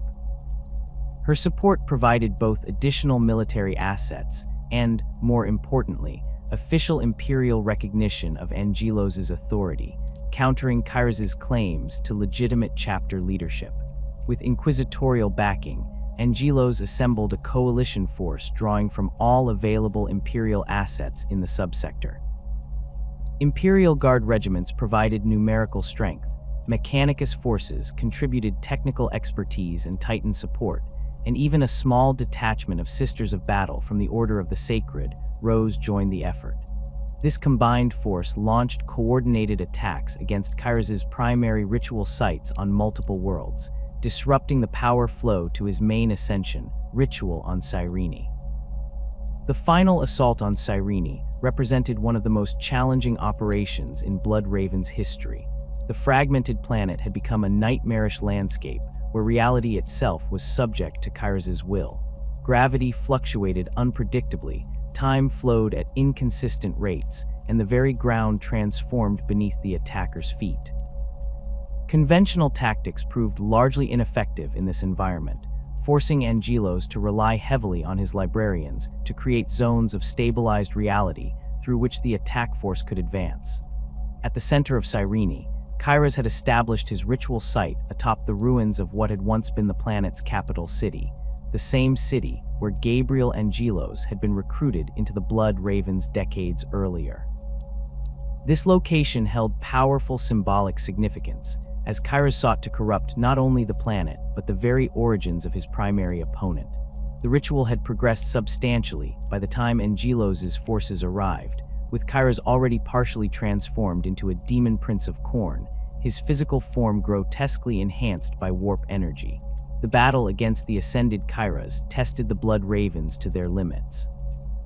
Conventional weapons proved largely ineffective against his warp-enhanced form, and even dedicated anti-demon weapons struggled to inflict lasting damage. The tide turned when Librarian Jonah Orion identified the ritual's keystone, a corrupted fragment of the original Exterminatus cyclonic torpedo that had destroyed Cyrene. By targeting this object with combined psychic and physical attacks, the Loyalist forces were able to disrupt the power flow sustaining Kyros' transformation. The final confrontation between Angelos and Kyros became legendary within the chapter. Armed with the Demon Hammer God Splitter, Angelos engaged the partially ascended Demon Prince in single combat, while his forces held back waves of Chaos Space Marines and summoned demons. Combat recordings show Angelos suffering grievous wounds during the exchange, with his armor breached in multiple locations and significant blood loss evident.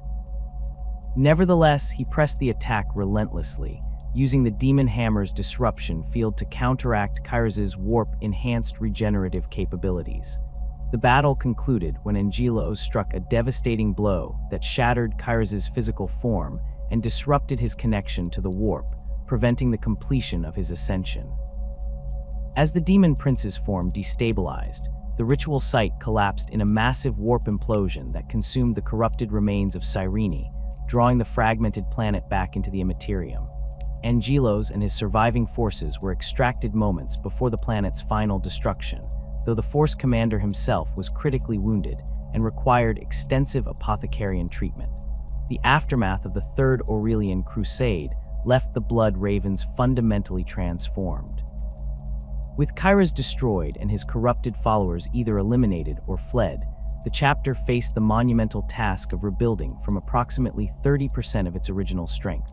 Gabriel Angelos, despite his injuries, was unanimously acclaimed as chapter master by the surviving Battle Brothers, formalizing the leadership role he had effectively held throughout the conflict. The rebuilding process began with a comprehensive evaluation of all chapter assets and personnel. Every battle brother underwent rigorous screening by both librarians and chaplains to identify any lingering corruption. Chapter facilities throughout Imperial space were systematically purged, with potentially tainted equipment destroyed rather than risked. Most significantly, Angelos ordered a complete review of the chapter's recruitment and training protocols, implementing additional safeguards against the kind of insidious corruption that had nearly destroyed them. The opening of the Great Rift and the subsequent Noctis Aeterna marked a period of unprecedented challenge for the Imperium, and the Blood Ravens were not spared its horrors. Still recovering from the devastating losses of the Aurelian Crusades, the chapter found itself scattered across multiple sectors when the galaxy was split in twain by the massive warp storm. Approximately 60% of their remaining forces were operating in what would become the Imperium Nihilus, cut off from their chapter master and primary command structure in the Imperium Sanctus. The Blood Ravens' fleet-based nature proved advantageous during this crisis. Unlike chapters tied to homeworlds that became isolated or destroyed, their distributed forces maintained operational capability despite being separated from central command. Each vessel captain implemented emergency protocols developed by Gabriel Angelos following the Aurelian campaigns, establishing self-sufficient battle groups capable of independent operation for extended periods. Strike Cruiser Litany of Fury, operating near the Damocles Gulf when the rift opened, found itself cut off with elements of the 3rd and 5th companies aboard. Captain Balthazar, commanding this detachment, established a defensive perimeter around the Argonis system, protecting its populated worlds from the surge of warp entities that manifested in the wake of the rift's creation. For nearly 3 years, these isolated Blood Ravens held this position without external support or communication, developing increasingly sophisticated warp disruption techniques through practical necessity. On the Sanctus side of the rift, Chapter Master Gabriel Angelos coordinated the Blood Ravens' response from the battle barge Omnis Arcanum. Initial assessments indicated catastrophic losses across multiple sectors where their forces had been deployed, with several detachments presumed destroyed when their operating areas were completely consumed by warp storms. Angelos prioritized consolidation of surviving forces and establishment of secure supply lines, recognizing that the chapter could not afford further attrition given their already depleted numbers. The most significant challenge faced by the Blood Ravens during this period was not external threats, but the psychological impact of isolation. Battle brothers separated from the chapter's main body had to operate without access to the knowledge repositories that formed the core of their identity. Captain Solinus, commanding elements trapped in the Nihilus, implemented a living archive system whereby each battle brother was assigned specific knowledge to memorize and maintain, creating a distributed repository that preserved critical information even as physical archives became inaccessible. When the first Primaris reinforcements reached the Blood Ravens approximately 3 years after the rift's opening, Gabriel Angelos viewed them with cautious optimism. The chapter master personally interviewed each Primaris Marine, probing not only their combat capabilities, but their philosophical alignment with the Blood Ravens' knowledge-focused ethos. These interviews, sometimes lasting days for a single battle brother, reflected Angelos' determination that any addition to the chapter must embrace its core values rather than simply providing combat strength. The integration of Primaris Marines into the Blood Ravens presented unique challenges beyond those faced by other chapters. The Blood Ravens' emphasis on knowledge acquisition and preservation required significant adaptation of standard Primaris training. Angelos established specialized indoctrination protocols that paired each Primaris Marine with a veteran battle brother for what he termed legacy immersion, an intensive knowledge transfer process covering the chapter's history, tactical doctrines, and philosophical approach to warfare. Techmarine Martellus played a crucial role in this integration, developing modifications to Primaris equipment that better aligned with Blood Ravens' operational doctrines. The enhanced physiology of Primaris Marines provided opportunities for more sophisticated neural interfaces with the chapter's knowledge systems, allowing for faster battlefield data processing and analysis. Mardalus's modifications to their auto-senses incorporated specialized cogitation units that continuously gathered and categorized tactical information during combat, automating aspects of the chapter's intelligence collection protocols. While most chapters ultimately offered their wounded chapter masters the Primaris transformation, Gabriel Angelos's case proved uniquely complicated. The extensive injuries he sustained during his final confrontation with Kairas had required unprecedented augmentation, with nearly 65% of his original body replaced with bionic components specifically calibrated to interface with his unique neural patterns. Apothecary Gordian determined that attempting the Primaris procedure would likely prove fatal due to incompatibilities between these existing augmetics and the Primaris organs. Instead, Angelos underwent a different transformation. Following additional critical injuries sustained during the Battle of Rokos, the chapter's apothecaries and techmarines collaborated to develop a specialized dreadnought sarcophagus that preserved his cognitive functions while providing enhanced combat capabilities. Unlike standard dreadnoughts, which significantly constrain the interred battle brother's awareness and mobility, Angelos's sarcophagus incorporated technologies derived from both contemptor and redemptor patterns, creating a hybrid system that maintained his strategic acumen while providing formidable battlefield presence. The Raven's Wisdom sarcophagus, as it became known, featured advanced neural interfaces that allowed Angelos to connect directly with the chapter's knowledge repositories, processing tactical information at unprecedented speeds.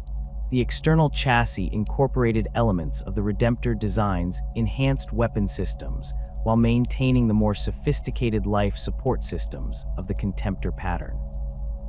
Most significantly, the sarcophagus included specialized warp shielding components derived from the chapter's studies of anti-demon technologies, protecting Angelos from psychic interference that might otherwise compromise his leadership. From this unique position, neither traditional chapter master nor typical dreadnought, Angelos continued to direct the Blood Ravens with remarkable effectiveness. His enhanced cognitive capabilities allowed him to coordinate operations across multiple sectors simultaneously, processing battlefield data and adjusting strategies in real time. During the Pit of Rokos campaign, Imperial Guard commanders reported that Angelos appeared to anticipate enemy movements before they occurred, positioning Blood Raven's forces to counter threats that had not yet materialized.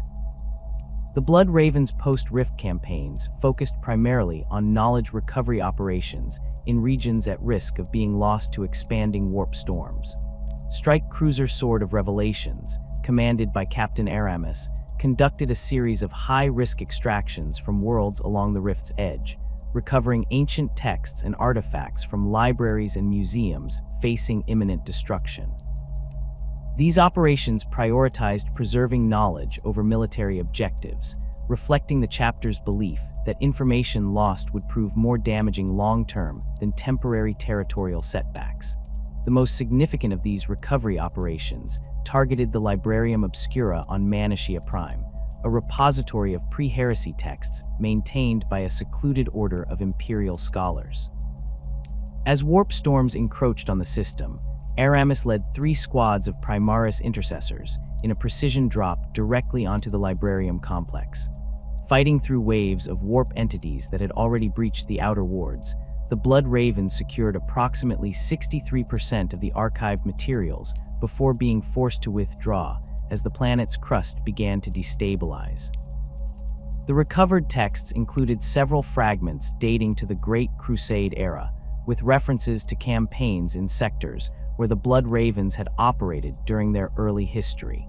These recovered materials fueled renewed investigation into the chapter's origins, a quest that gained fresh urgency in the post-Rift era. With the Imperium fractured and historical records destroyed across thousands of worlds, the Blood Ravens recognized that the window for discovering their true lineage was rapidly closing. Chief Librarian Jonah Orion established a dedicated research cadre designated as the Seekers of Truth, tasking them with analyzing all recovered information for clues regarding their primogenitor. The Seekers' most promising discovery came from materials recovered during operations near the Diamer system. Among fragmentary texts describing the Great Crusade era was a reference to the Crimson Sons who remember what others forget, bearing the knowledge that the Crimson King cast aside. This cryptic passage, apparently written by a remembrancer attached to the First Legion, suggested a potential connection to the Thousand Sons that aligned with previous theories regarding the Blood Raven's unusually high psychic potential. Further evidence emerged during joint operations with the Grey Knights in the Psykana system, where both chapters responded to a major demonic incursion near an abandoned Imperial research facility. During the containment operation, Grey Knights librarians noted unusual similarities between the psychic resonance patterns of Blood Raven's psykers and their own highly specialized techniques. Subsequent investigation revealed that the facility had once housed research materials related to the founding of the Grey Knights, including information about loyalist Thousand Sons who had been recruited during the early formation of the 8th Legion. The most tantalizing clue came from an unexpected source when Blood Raven's forces encountered a warband of Thousand Sons led by a sorcerer calling himself Ahriman's Eye. During the engagement, the sorcerer addressed Captain Solinus by name despite no prior contact, claiming that the Blood Ravens were brothers who chose a different path, and the legacy of those who rejected both loyalty and betrayal.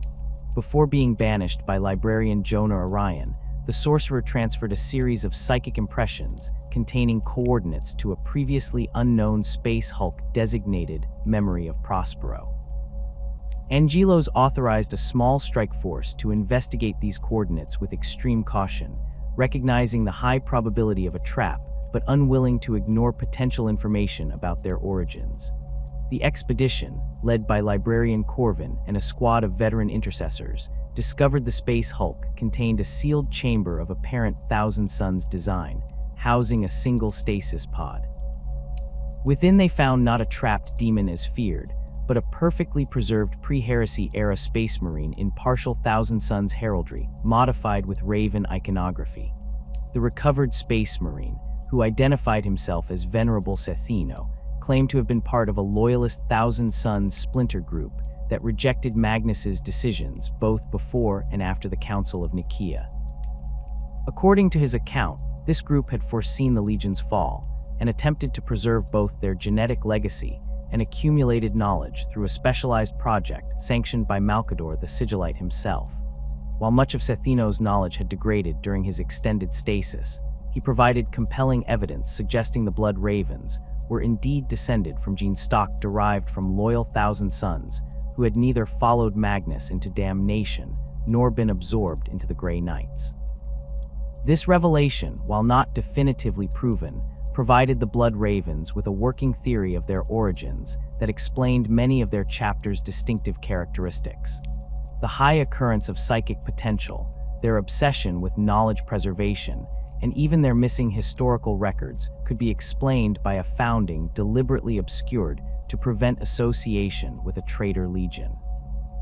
Angelos ordered this information classified at the highest level, sharing it only with his most trusted officers while continuing to seek additional confirmation.